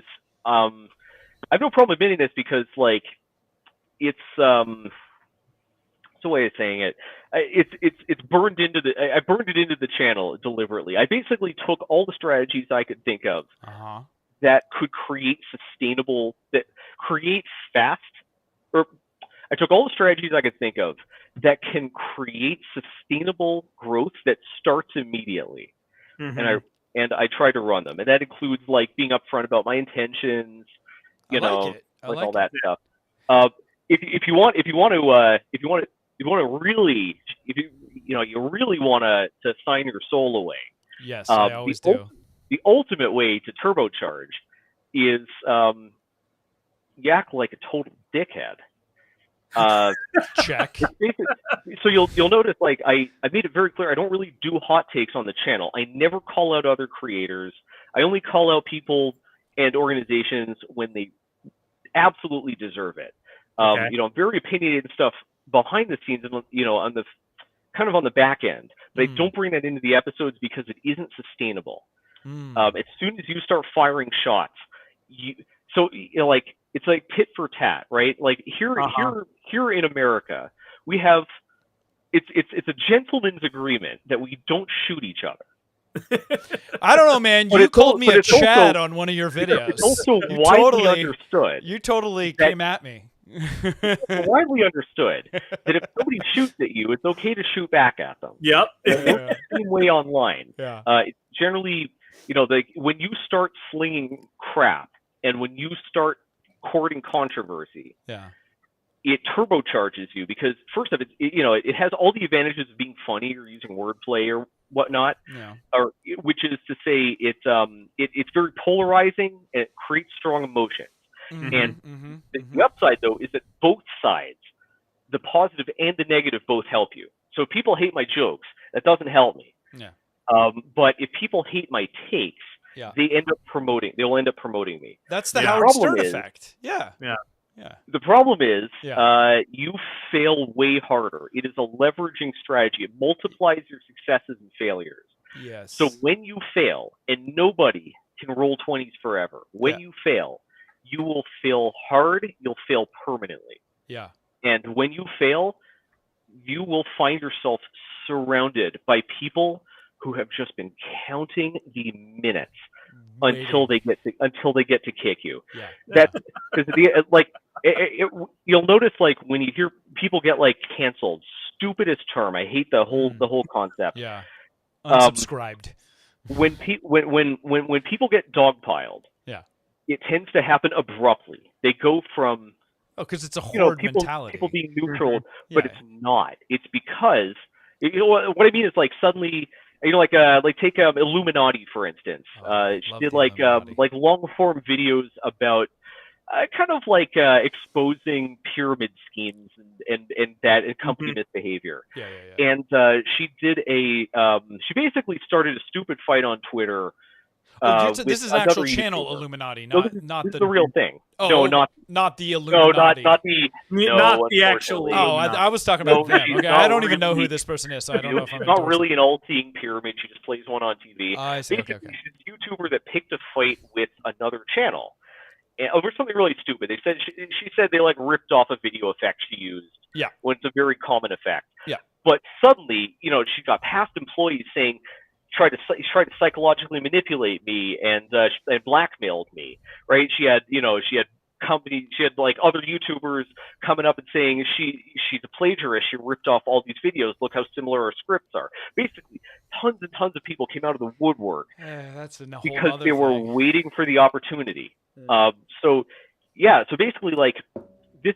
So it's actually, if you think about it, there are actually two things you're doing. Yeah. When by courting controversy, you're not just incentivizing people to attack you. You're incentivizing people to stockpile evidence to attack you. That's an interesting way. So I suspect if somebody decided this guy Zack sucks, he's got to go. I feel like it would take a while the odds of them linking up with somebody who's been gathering a dossier on all my faults so they can really shellac me and deal a death blow would be much lower, because hopefully no one has a reason to do that. I don't think people hate my jokes that much. But I bring this up because if you want to be popular, if you want to be popular, courting controversy and using psychological manipulation are mandatory. You cannot succeed to that extent without using one of those tactics. But if your objective is to make money or do it for the love of the game, doing either of those is actively bad for you. Makes sense. If you're doing it for the love of the game and you start picking fights, you will be forcibly ripped away from the thing you love doing, because you'll be dragged into fights over and over. Also, psychological manipulation is its own ball of wax. I'm just not good at that. I got to tell you, you've dug a lot deeper than I think I've ever experimented. I've said for a long time, though, that there is a, and tell me if you agree with this, Zach. I have always said that going low, being negative, has a limited upside. Like, there's a lot of people that are like, "Oh, I love that channel. That guy speaks truth to power, and he's afraid to say it." I don't say that's a limited upside. But we see a lot more people that are successful, I would say, long term, that don't take that approach than do. Don't you think? Well, it's again, it depends on the level of success you're trying to get, right? If you define success as being able to buy whatever I want for whoever I want, and save up for retirement, you don't need to do then doing tactics like that is dangerous and counterproductive. But if you're trying to be popular, or you're trying to make mega millions, it's virtually impossible to get that level of success without using one of those tactics, because you're trying to win them. You need, what's a way of saying it? It's like oh man. That's the way. It's tricky. It's tricky. There isn't really a good. I can't really think of a good analogy for it. But basically, if you want to get those mega millions, No. you need to use one of these tactics. Yeah. I don't. There are people who succeed without manipulating the audience or without courting controversy. But they're extremely rare, and they usually have some sort of legacy advantage. Like they've been with the platform since it first got started, or they have fame that they got some other way and brought it in. Well, or are they just better at masking it? Because I think some people are expert at doing things under the guise of humility and all this stuff. But the issue is, it does boil down to what you're talking about. The issue is if you're faking it and you get big. Yeah. When you get big, you inherently have a target. Being big is controversial inherently. Yeah. So if I were to, like, for instance, hit 1 million subscribers, I would suddenly, like, I'm now a big deal. People have people. So right now I'm in kind of an awkward place where people who don't really, what's the way of saying it? Like, people who don't have any interest in the stuff I make videos about and aren't members of any of the communities that watch my videos, have very little reason to go after me. Yeah. Like, even if they saw, like, hey, this guy might have some dirt on him, like, it's going to be fairly hard to dig that up. Like, because even if, like, someone's like, this is my guy, this is my meal ticket. I mean, I'm a new drama YouTuber, and I want to put my name on the map. I'm going to fuck this guy, Zack Freedman, up. Am I allowed to swear? I should have asked. No, take it back. It's fine. You're not good. See, you make them count. We had this conversation on Twitter earlier. I think it's fine as long as you make them count. If I were to have 1 million subscribers, right, suddenly I'm a career starter. Yeah. If somebody digs up a scrap of dirt on me, they can launch a career off of it. Yeah. So basically, but the face that launched 1,000 careers. Yeah. At some point, you largely get dragged into this, but it's not a good. But, like, if you're trying to play the long game and you're just trying to put food on the table, it's very dangerous. The other issue is it's just not inherently sustainable. Like, I agree. If your shtick is I don't know, if you're doing hot takes, or if you're doing hot takes, sooner or later you're going to say everything there is to say. You're going to run out of well-reasoned takes, and you're going to start shooting from the hip. And that is going to drop your chances of success. And over time, people aren't going to have a reason to watch you because you're wrong. Interesting. Why would someone? People watch a hot takes channel because they're right. All right, I want to switch gears here a second, if we can. I want to talk about open source, and I want to start in the context of your most famous project, the Gridfinity open source system. And then I want some hot takes on what you feel about open source, where it's applicable, where it might not be, and we'll wrap with some 3D printing hot takes. How's that sound? Oh yeah, absolutely. Okay, so let's talk Gridfinity. So Gridfinity, Gridfinity's success kind of caught me by surprise. But yeah, the Gridfinity was originally just a personal project.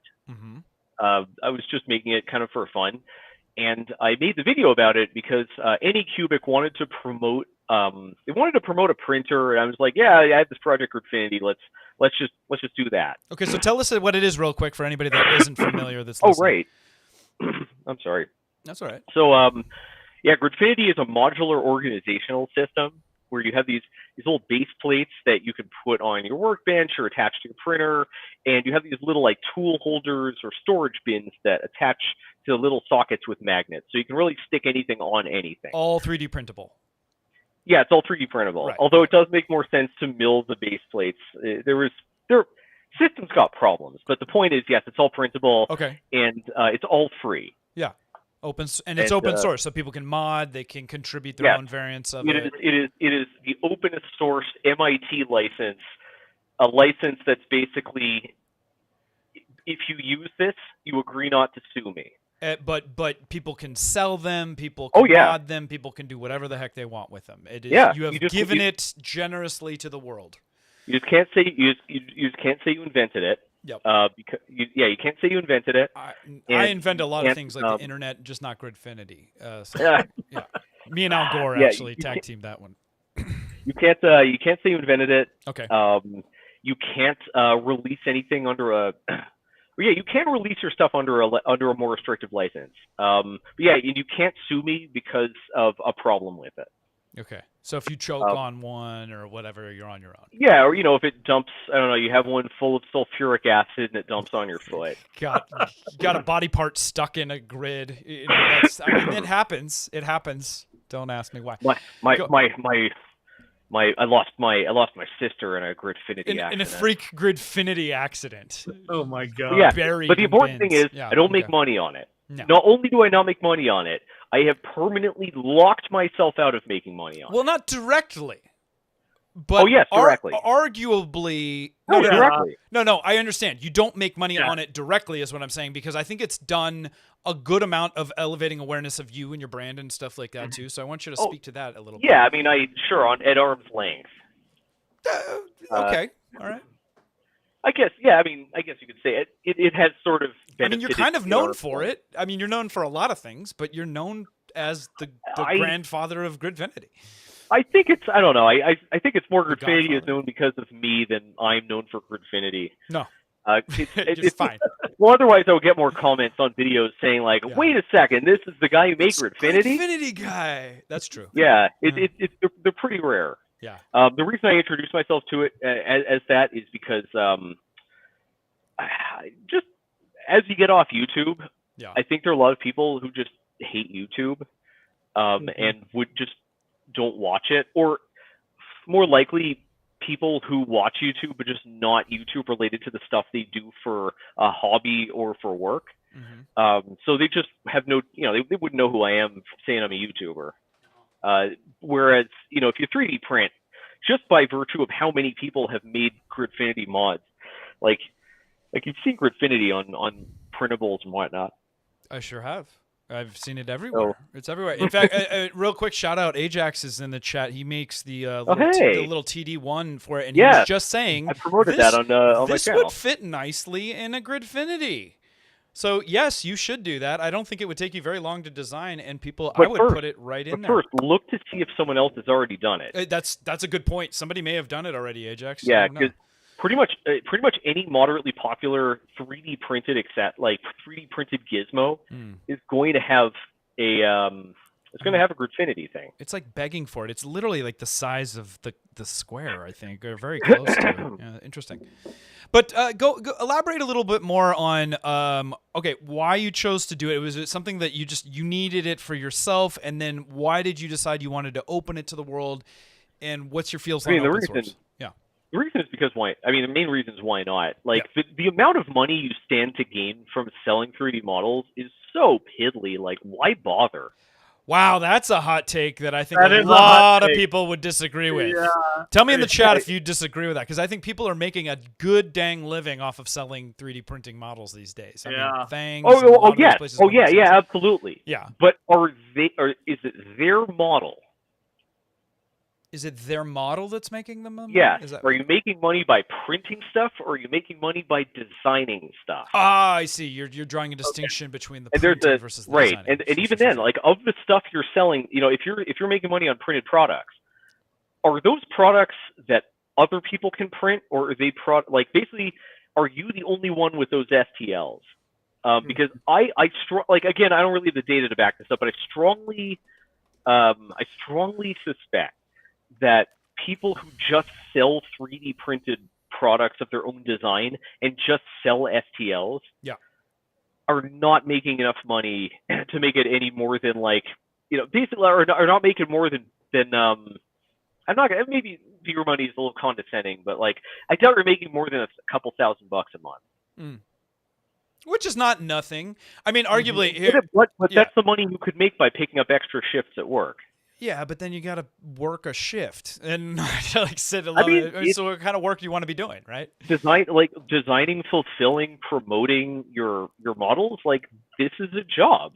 I It's the one completely that has agree. a high chance of failing. I completely agree. And like anything else, you're probably not going to get it off of one thing. I think that's part of the beauty of gridfinity is And the on modular. on top of all this, Yeah, right? go ahead. Like what's the way of saying it? I don't really. So why would you try? Why would you make your goal to make $1,000 a month? Right? It's $1,000 a month doing what you love. Well, just do something that doesn't cost $1,000. I mean, A penny saved is a penny earned.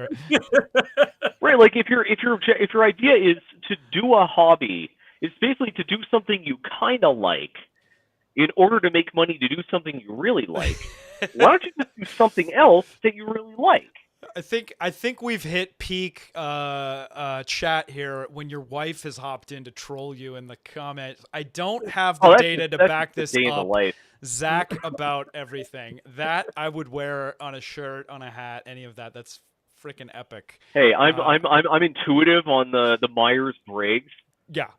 What are you? Intuitive what? INT? No, I'm an I think ENTJ. Yeah, well, whenever I take the test, it gets it's ENTJ, but you disagree with tends the to be Myers-Briggs? very borderline. Okay, It's very all right. borderline on all of them, and I only think I'm an extrovert by technicality. Yeah. Yeah. It looks like we need you to bring Brooke on here for her hot takes too, because this is one of my favorite things. Behind every great man, there is a woman that will tell you that he's a complete idiot. So behind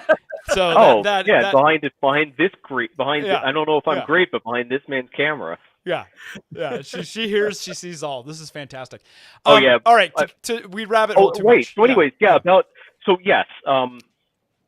I don't really. It doesn't seem like a good trade. Yeah. To lock out everyone else from making it, to lose any ability to promote yourself, to lose any ability to get other people to work off of it, and in turn bring stuff back to you. Basically, you sacrifice so much by making it proprietary in return for so little. I see. So you're saying you stand to gain more. Let me see if I'm summing this up right. You feel that you stand to gain more by opening it to the world? No, I won't go that far. Okay. I won't go that far. Okay. The math, like I feel like for nearly everyone, the math still favors selling it. Okay. It's just that the amount you're making is usually going to be so piddly. It's not a very impactful decision. And I feel like I would personally prefer putting my thumb on the scale and just giving it away. Like if all I'm making is a few $100 on it a month, I'm okay I'm in a privileged enough position that I can sacrifice that to just give it away and let anyone who wants to make it. Yeah. Do people actually sell Gridfinity stuff? I'm sure somebody's doing it. Yeah. Oh, absolutely. Yeah. So people ask me to sell it all the time. And you're like, you don't even need to ask you, right? I mean, it's so originally I released it Creative Commons. I released it Creative Commons non-commercial share-alike attribution. Yeah. But I ended up changing that to MIT because, frankly, I was sick of people bombarding my email inbox asking if they could license it. Just take it. So just for some context too, it's gone well beyond storage. The beauty of modular design is such a huge fan, and we've had a couple people. I think Liz in the chat was like, "When are we going to see a rep rack?" Liz? Yeah, Pez Liz. Shout out Pez Liz. You we love her. Gridfinity. Huh? She loves it. She loves all the things. She's a biggest fan of rep rack as well. So we need a mashup. We need a Rackfinity, which I honestly it's already been done. Somebody's done it. Somebody's done it. Okay, Liz, find us the link for the Rackfinity. You can get a Gridfinity base plate that sits on your rep rack. Perfect. Good. See, that's like you said. You should just check and see. You can get a base plate that goes on the French cleat you use. Yes. Oh, French cleats. Yeah, you got options. Oh, I've frozen now, apparently. Well, whatever. I can still. Here, let me join in. Slap. Okay, wait. I'm back. No, and I honestly, I'm with you. I think I've seen. It was one of those things where I like the double whammy of I release it as open source, but I've also sold the kits. I'm like, look, if you don't want to make it yourself, like we make it here in shop, you can buy the kit from me or don't, or source your own things, whatever. And I honestly, it's worked out great. We've made a ton of money selling just little racks and screws and printed parts. Again, I don't think the dollar amounts are large enough for this to be a very impactful decision. The juice has to be worth the splitting squeeze. The difference is completely viable. There are plenty of people out there who have the luxury of being able to print it, but would just rather someone else does it right. Totally. Or they don't care. Or the factor that I keep forgetting, they don't have a comprehensive library of every filament ever made in their closet, and they'd have to go out and buy a new reel and figure out how to get it to stick to the bill plate. Yeah. Like a lot of people, they don't want to be bothered.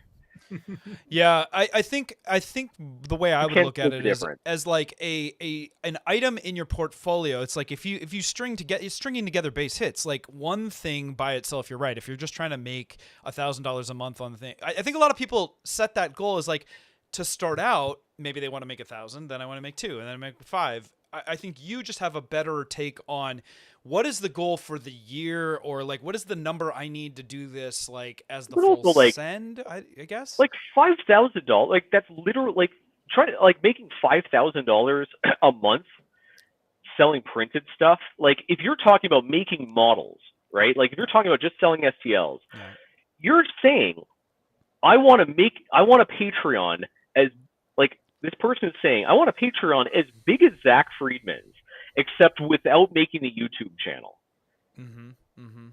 Like, how the hell do you expect that to happen? Like, a lot of work, a lot of printing. I mean, there are people. I know people that make millions of dollars. I'll tell you this, man. Promote that? I know a lot of people that make millions of dollars a year just 3D printing cookie cutters still. The sheer volume of promotion you have to do to even get those sales. But it's a different animal, Zach. I mean, you're talking about building a YouTube channel versus building a product business. It's not. They're hard in different rights. They're different beasts, though, as well. It's fair. Yeah. I guess I would. It's fair. I guess I would say that, like, it doesn't strike me. I guess that, by the way, I want to make it very clear. I'm drawing a distinction between running a print-to-order service and selling models, or selling products that only you print. Yes. The print-to-order business, I think, is a colossal moneymaker if you're smart about it. I hate it. But go ahead. I don't think it's a very enjoyable business. I think most of your money is going to be made selling, articulated dragons on Etsy. Custom is the devil. Like I'm going to go out with a hot take right there. I hate custom because it's just so intensive. I imagine. So intensive. Well, because doing full custom is like, you're basically doing mechanical. You're doing mechanical engineering consulting. Yeah. I mean, you ordered a custom rep box for me once, and I almost just emailed you just to say, F off, man. It's not worth. I wouldn't have minded. I'm teasing. There was, if anyone who's listening, there was a miscommunication involving the format. I had to submit the vector art for the logo to engrave on the side. Yeah. If I'm remembering this right, I think I sent. No, and it wasn't a big deal. I'm being flippant about the whole thing. It was totally. I just want to provide the context. I think I sent if I remember this right, I sent an SVG that I had specially modified to import into Fusion. Yeah. But for some reason, it wasn't working well in your laser cutting software. It was 7 million polygons. When it didn't need to be. No, I don't know. It was fine. It wasn't that bad. There were issues with it, but yes, you have to deal with all that baloney. I guess when I'm talking about print to order, I mean more like sort of like you basically scour you're scouring Thingiverse and things and whatnot. Yeah. For models you're allowed to print and then just listing them on eBay and sounds like a terrible idea. I think that could make money. I mean, you how can. These guys making millions. I feel like that's how they're doing it. Let me ask you this: what's your take on all these people that are just printing the little articulated lizards and dragons and selling them in convenience stores? And you seen them? Like they just get more power to them. Yeah, because I'm gonna go on record saying I hate it because why that? Because it's perpetuating the wastefulness and the dialogue around like nothing but junk is made with 3D printing. I mean, for the most part, that's correct. No, it's not. No, it's not. It's not. Actually, really, really, really awesome bad stuff. But I don't know. I guess it depends on, are we asking, is the majority of the money-making opportunity with 3D printing made with tchotchkes versus... Just to to directly confront the elephant in the room, just to take the elephant in the room out back and shoot it. The fact that people are printing tchotchkes does not detract from the fact that people are designing original, making original products, designing original things, building, making replacement parts for devices that haven't been made in ages. Repurposing e-waste by giving it new life. Right? Like the fact that people are using printers wastefully does not detract from the fact that people are using printers, I guess in a more pro-social way. Our society does not, or we have, what's the way of saying it? Like, at least in American society, we have largely dismantled the ability for a group of people to shut something down because they don't like it. It just gives another talking point to the haters that I just don't like. It's the same thing with... what I'm saying is, let them talk. There's nothing they can do. Yeah, but it saturates the media. It creates the impression by the people that haven't experienced it. No, but I think it sends the wrong message to like the people that just haven't gotten into it yet. That it's only wasteful. That it's only creating landfill. The same way that I don't really like. But think about it. Okay. If what you're saying is I think a fairly safe assumption is the bulk of what people print is tchotchkes. It's gratuitous. I don't know if that's the case anymore. I don't know, Andrew. What do you think? What percentage? Go on principles or something. I take umbrage to the way you pronounce tchotchke, but that's fine. Go ahead.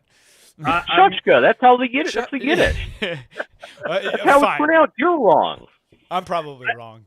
I mean, I do feel that a majority of the people are just printing, throwaway things, toys, trinkets. It says the man who's built an empire bound glooping these things together. Yeah.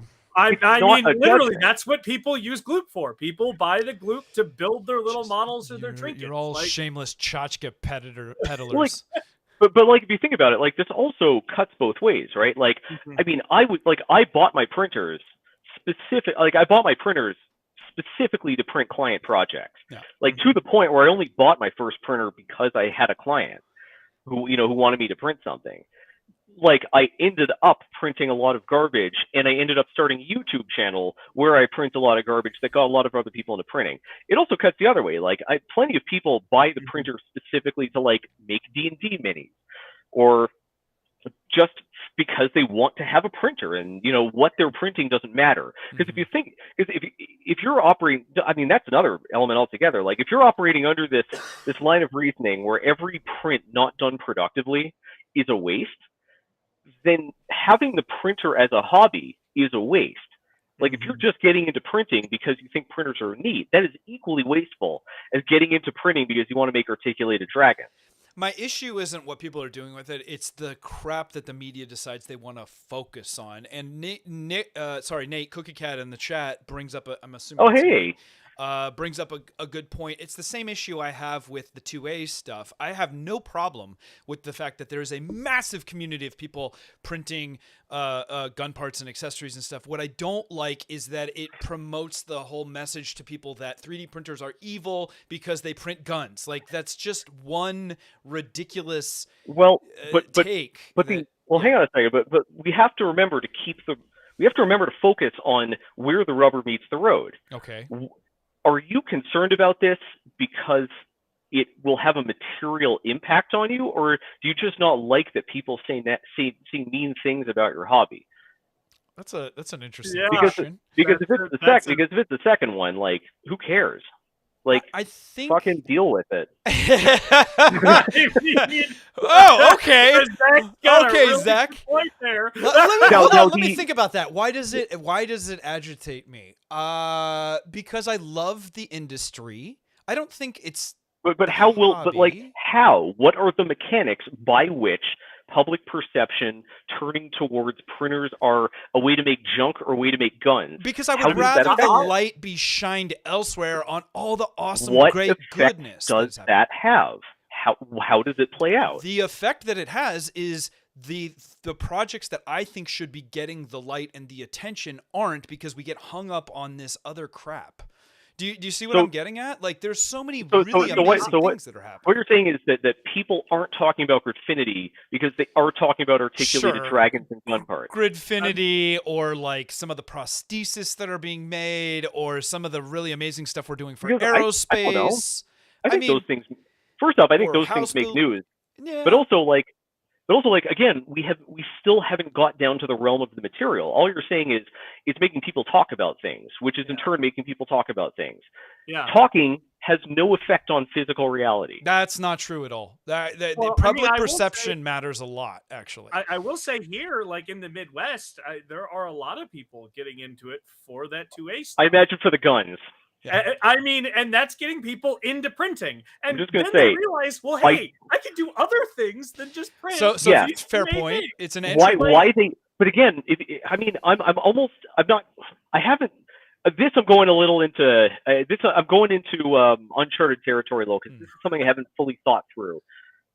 But I suspect that things like tchotchkes and to an extent firearms are like making that the focus of the narrative could actually get more people into printing because they're things that people already want to do. Yeah, I They're see things that. people already want to have. It makes they're more interesting entry points. The thing we always forget in 3D printing, the closer you get to the 3D printing sort of serious nerd or professional space, the closer we get to it, the more we forget. Most people will never open a CAD program. They will Yeah. never design original models. Yep. And that already knocks out like 95% of the pragmatic uses of a 3D printer.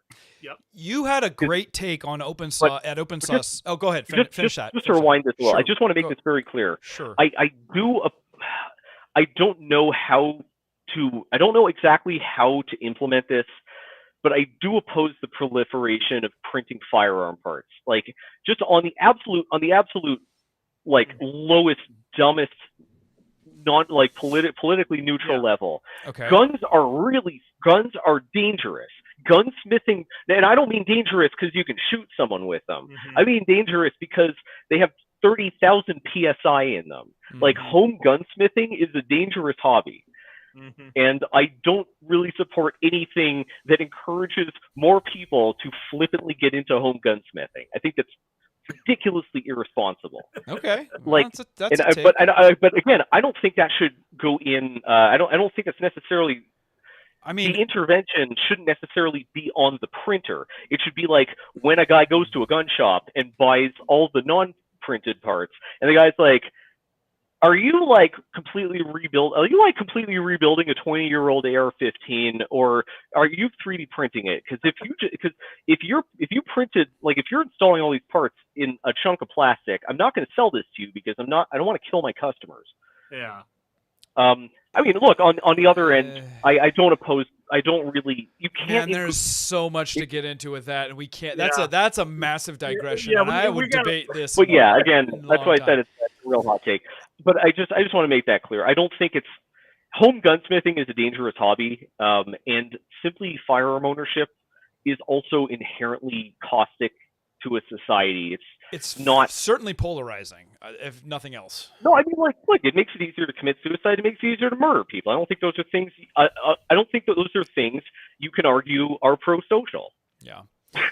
I want to talk about a hot take I think that you had at OpenSauce on your panel. Oh, yeah. and this is a really, and I There were love that you say it, but the one that I want to, and I think you know what I'm getting at is, the question that we often get as creators or people in the 3D printing space is when is it going to be like an appliance? And your take I was, gotta make a video about this. your take was it may not ever, it probably won't be. I didn't say probably. Well, it won't be, was your take, I think. I said we are currently at the high water mark. Okay. This is the end. Yeah. We have reached the end state. The way we We're use at the printers end game. now is the way we will use printers moving forward. Andrew, do you Basically- agree? Really quick. Andrew, do you agree? I don't know. I don't think I agree with that 100%. Okay, but go I on. just- Let's hear to- Zach's To contention. put a fine point on this, we're very close to the point where everyone who wants a printer can get a quality printer. Sure. I agree with that. And we're also very close or at the point where anyone who wants something printed can fairly easily have someone print it for them. Sure. And I'm I can see fairly that. sure that accounts for more or less 100% of all use cases for 3D printing.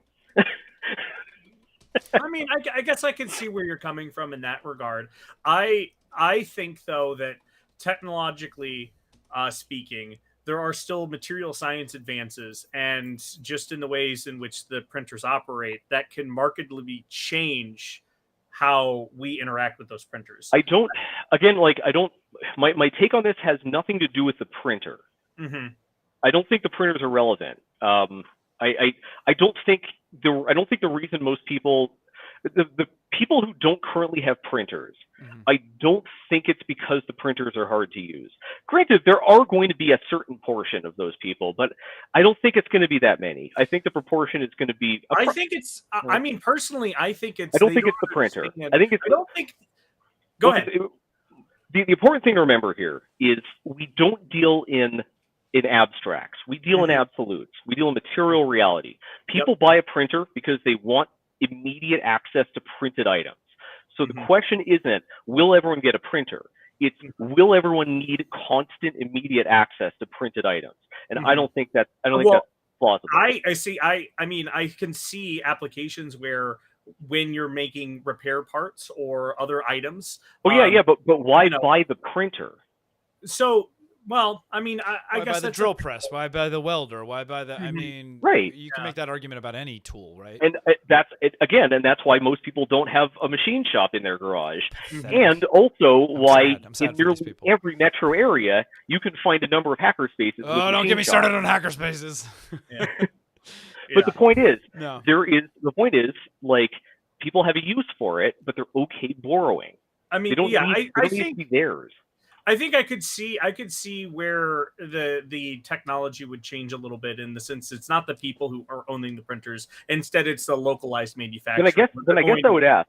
Yeah. All right, then I guess I would ask, like, nuts and bolts then, of the people who aren't printing, but you think, in this hypothetical future where printing is ubiquitous, what are they printing? What are they using their printers for? Yeah, I mean, I could think. I think it's just. Because you already mentioned repair parts. Yeah, so I mean the repair parts, but I think it could be as simple as just the localized manufacturing instead of having clearly but what? Which items? I mean, anything they want, man. Like such as organizational tools, such as jigs and fixtures, such as repair parts, such as like. I mean, it could be anything. Here's the take. I'm going to tell you guys what the take is. Enough to merit buying a printer. Let me tell you what the take is, and it ties into exactly what you said earlier. Until we don't need.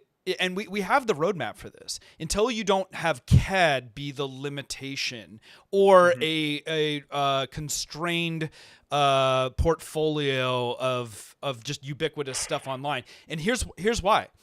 Because think about the way the PC industry was before everyone had a desktop PC, right? Like the requirements early on was you had to know how to code and put your stuff together. Right. Okay. But then you're not going to like where this argument goes. But what's that? You're not going to like where this line of reasoning goes. No, well, let's find out, shall we? so when we got to the point when software and things became comfortable enough, I mean, it involved generational change. It involved some education.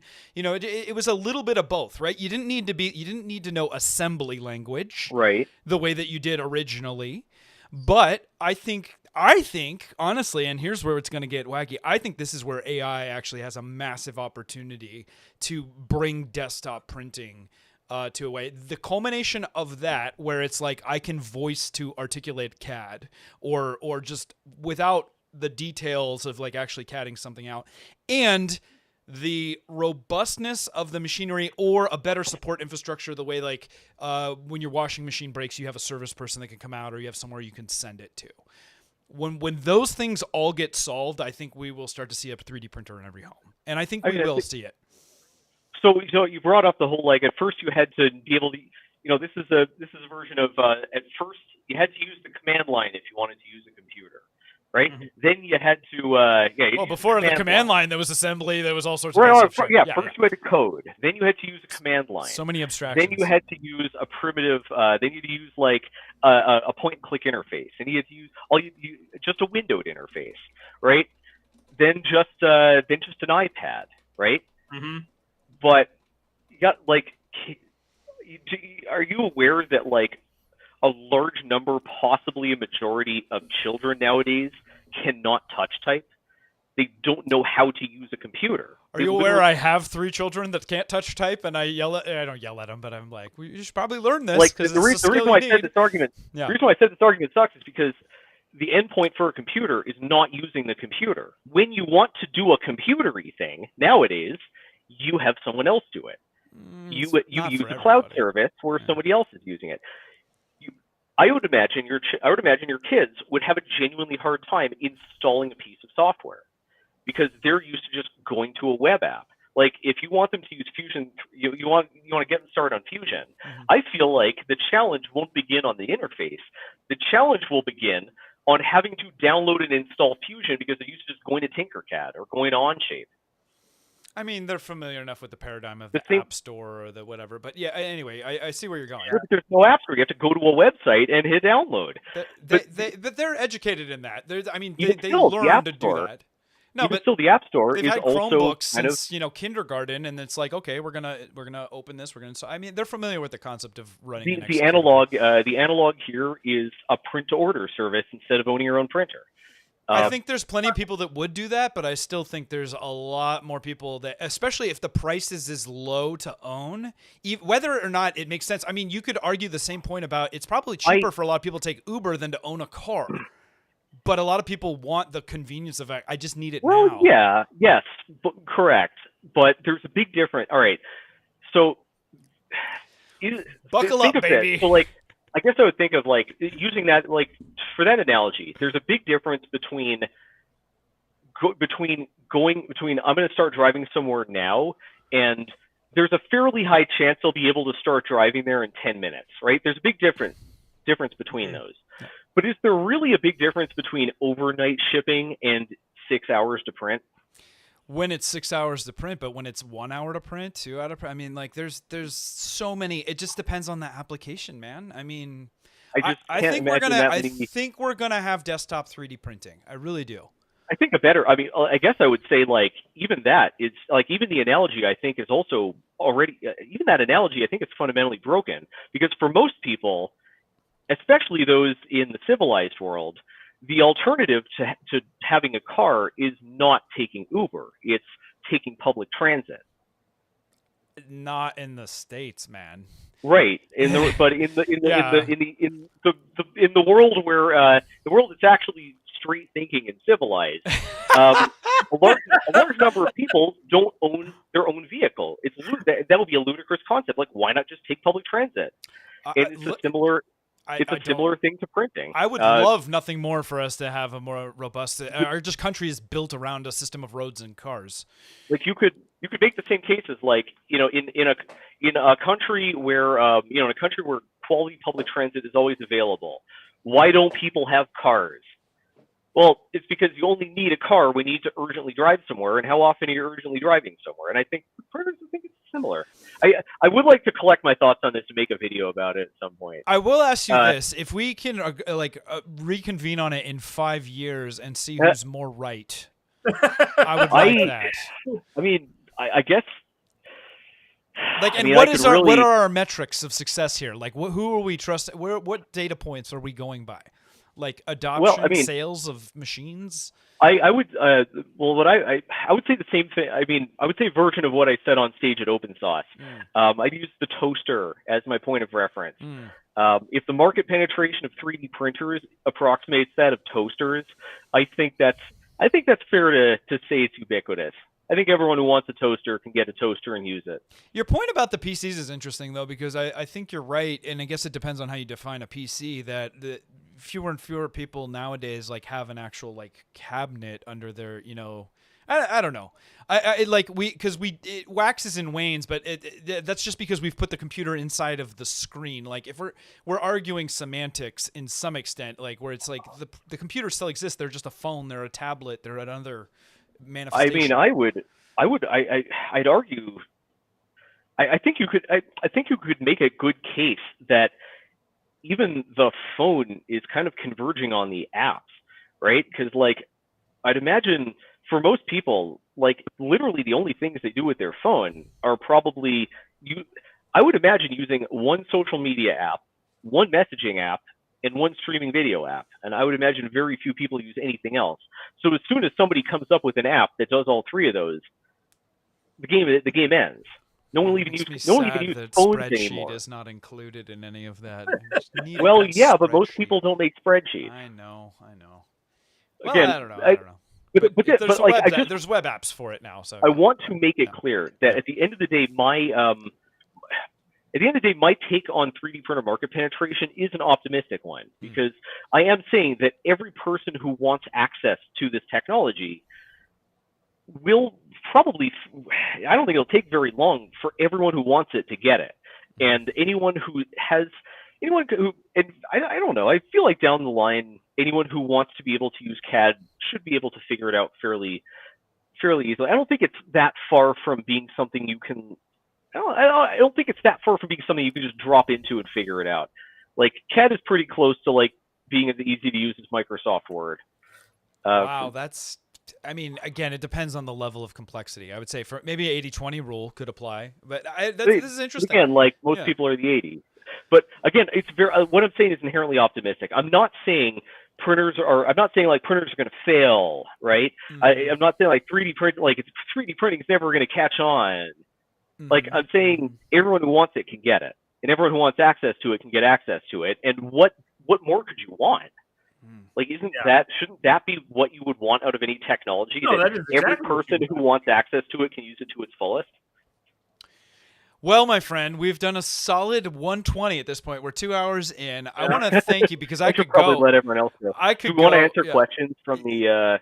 Yeah. Do you want to cover a question or two from the crowd? Yeah. Kept them waiting long enough. We should. In fact, I had one teed up, I think, a while ago from Alex, and then it's long scrolled. And then past. Brooke will get back to work. Yeah, let's see. He may not even be with us anymore, but it was a good question. Question for Zack. This is a business question, so we're going to end on this. So we'll do this, and then we'll wrap it up if that's okay with you, gentlemen. Zack, Alex's question for you is: he's maxing out on what his business can do with just him. Yeah. He's about to take on some staff. Have you hit bottlenecks, or do you see some coming? Or do you have a career that continue indefinitely as an independent? This is an excellent question. It's a fantastic. It's an excellent question and very observant. No, I am a one-man show, and I always have. I get like Brooke is helping me out to some extent. I do have the bookkeeper, and whatnot, but it's not like we're not sitting down in an office and running strategy meetings and figuring out how to divide a workflow. Like, yeah, Brooke is helping me cut video, but she's also a professional makeup artist. And your face did something weird there. I know. Well, it always freezes in the stupidest pose too. Yeah. Okay. Like, Brooke is helping me out, but she's still a professional makeup artist. Oh man, there are a few ways I could attack this. I'm not good working with other people. The hell you say? I know, and like when I tell this to, a lot of folks have a lot of different reactions when I tell them this, but the fact is, this is something that's followed me around my entire life. There's never been the tiniest shred of evidence that I could ever improve on it. All my attempts to do so have been disastrous. The best thing I could do for other people is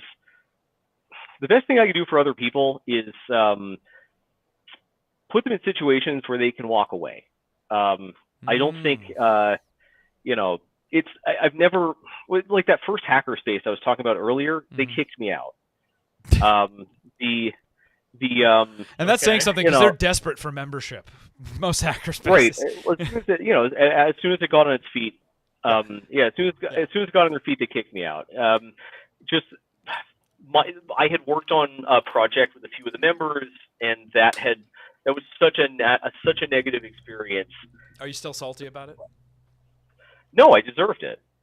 No, absolutely not. They made the right. I commend the balls it takes to put your foot down so hard. On your balls, yes. It was the correct move to make. Don't get me wrong here, but like, no, I don't think I don't think. Not only that, I have a very hard time thinking. I can't work and talk at the same time. I have to, like, getting, like, like, yeah, I mean, like, yeah, I'm extrovert. I can talk to basically anyone about basically anything, basically forever. But it still leaves me really frazzled, and I can't really think things through or work on stuff in the meantime.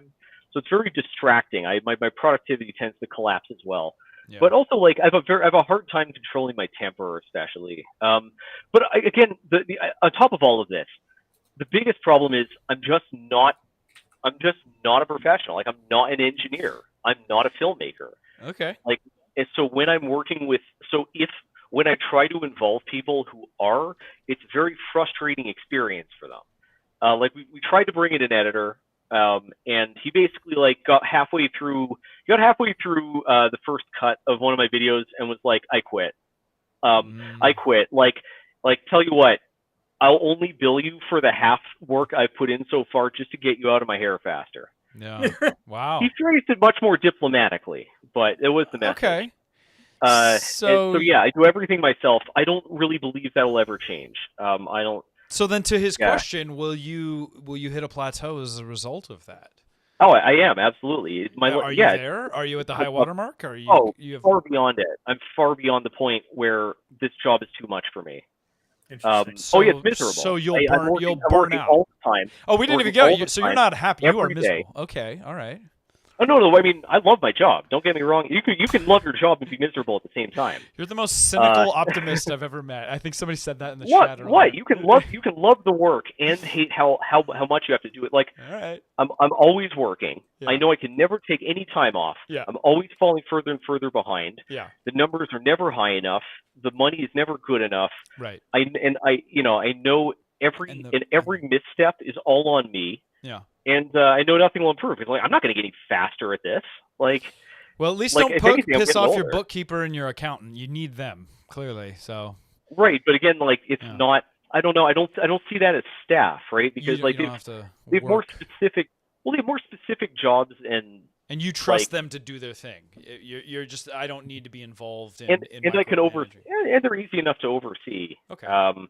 But like on top of that, there are things that I am also very lucky to have found quality people that I can do that want to kind of deal with my baloney. Keep going in there, but no, I absolutely hit a plateau. If you have the ability to work with other people, it's something you should consider. Mm-hmm. If you have the ability to do so, I would strongly recommend it. So what I'm hearing again, is you're ungovernable, you're unmanageable, but you're very particular about how you want, and I don't think that it's wrong to. I don't think you should have to apologize about being uncompromising about the standards and what you want. You recognize. I don't think it's about. But I mean, I don't know. I don't feel like that's the dynamic. I think it's just when I'm trying to work with other people, I'm just I just get very like I don't go into things with like a definite plan of like first we're going to do this, then we're going to do this, then we're going to look at this, and if it beats this, we'll go in here, and I want this on my desk by Wednesday.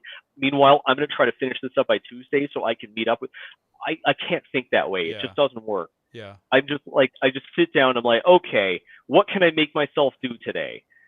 All right, I can't do this anymore. What else can I make myself do today? Okay. Which deadlines do I desperately need to work on right now? Okay, cool. I don't really like how this is going. I'm gonna scrap this and keep going on this. Like, it makes me a nightmare to work with because like I can't make plans. Yeah. And I can't even keep the plans I make. Understood. Well, my friend. But yes, if you have the luxury of doing it, absolutely. You not only all right. I want to make this other thing clear. You not only hit a plateau, you also you're strongly constrained over what you can do because anytime you're not working, your whole company is not working. Yeah.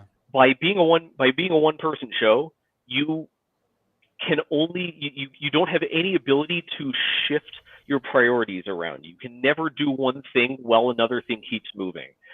So like bringing other people opens up things like being able to take a day doing research, go to a trade show, have a power lunch, take a day off to recover, do maintenance on your 3D printers. These are things that you can never really do because your entire company grinds to a halt. Just the ability to operate at half speed, like even if it doesn't improve your productivity, just the ability to do something while you're doing something else opens up so many options. Yeah. All right. Well, man, we covered a ton of ground. A Zach, I want to lot. thank you for all the extra innings and stuff we got too, and the hot takes. And I really, first of all, to be clear, I appreciate the discourse, the debate. I think that it's good. I like your style that you're I willing don't to even just think I went say into any hot takes today. I'm going to be honest. I disagree. I think that the way that you put stuff out there and the amount you ignited the chat with stuff was fantastic. I love this kind of conversation. Hopefully for the better. Oh yeah. Yeah. I think we're all friends here. I think this is a safe space. And we honestly could have gone probably twice as long as this, but we do have to cap it somewhere. Yep. For the record, let people know where they can find you. What are the socials? What are we doing here? Yeah, so my name is Zack Freedman, Zack with a K, Freedman with 2 E's. I guess I should say Zack with a CK because people are nuts these days. They want to throw that you H can find on me there. Yeah. youtube.com/Zack Freedman. Okay. Although you can really search for most spellings of my name and you'll find me. Gridfinity, spelled exactly how it sounds. You can search for that anywhere. But yeah, you can also join my Discord. If you want to actually talk to me, it's the best place to find me. That's discord.gg/Voidstar lab. Just one lab. We don't have multiple labs. It's only a single lab. Hold on. Let me just fix that in the title. Okay. Wait until the very end. Yeah. I guess I'm also on Twitter to an extent, although my posting on Twitter is very sporadic. But yeah, youtube.com/Zack Freedman is where all the fun stuff is. 3D printing, electronics. We're going back into electronics. Next video, I'm building a very special PC, and we're going to shift the focus back from 3D printing to project building in general, with more soldering, more circuits, more stuff like that. Oh, cool. 3D printing is fun, but I think people just really like the electronics. But yeah, pretty easy guy to find. Good stuff to I look wish forward to. That's awesome. Yes. I really wish I had my own podcast because that would be a blast. But I really like the show you got. I really like the show you got going here. You have some great people on. So if you're not already subscribed to I see what you're doing there. What a like, really smash that subscribe. Well, I love the stuff I make, but I really only jam out like maybe 2 hours per year tops. Yeah. Yeah. Well, thank you for getting together and doing some jazz with us. We love jamming out, man. And I look forward to seeing you at the next event. Any ideas on when that might be? Currently, we're not planning on going to any events. Yeah, you're sheltering in place. That's understandable. You guys did a lot of travel in the last couple Yeah, months. I mean, it's so hard to hit our goals and deadlines already. Yeah. And just taking I love meeting fans, but not that much. I have to say, well, at the very least, we'll have to see you at the home show at least. I'm assuming Remurf next year is just down the block from you. Like, you can stumble out of bed and get yourself there. We'll see. Yeah, we'll see. He's not committing to anything yet. But anyway, Zack, thank you so much for your time. Give our best to your bookkeeper, and we will hopefully have to have you back at some point for more hot takes, because I don't think you were holding back. You were definitely holding back. Everybody in the chat, if you're still with us, thank you so much. Thank you for the questions, the comments, the conversation. We appreciate you as always. And we will catch you on the next episode of Maker That Money. Everyone enjoy your weekend. Ta-ta.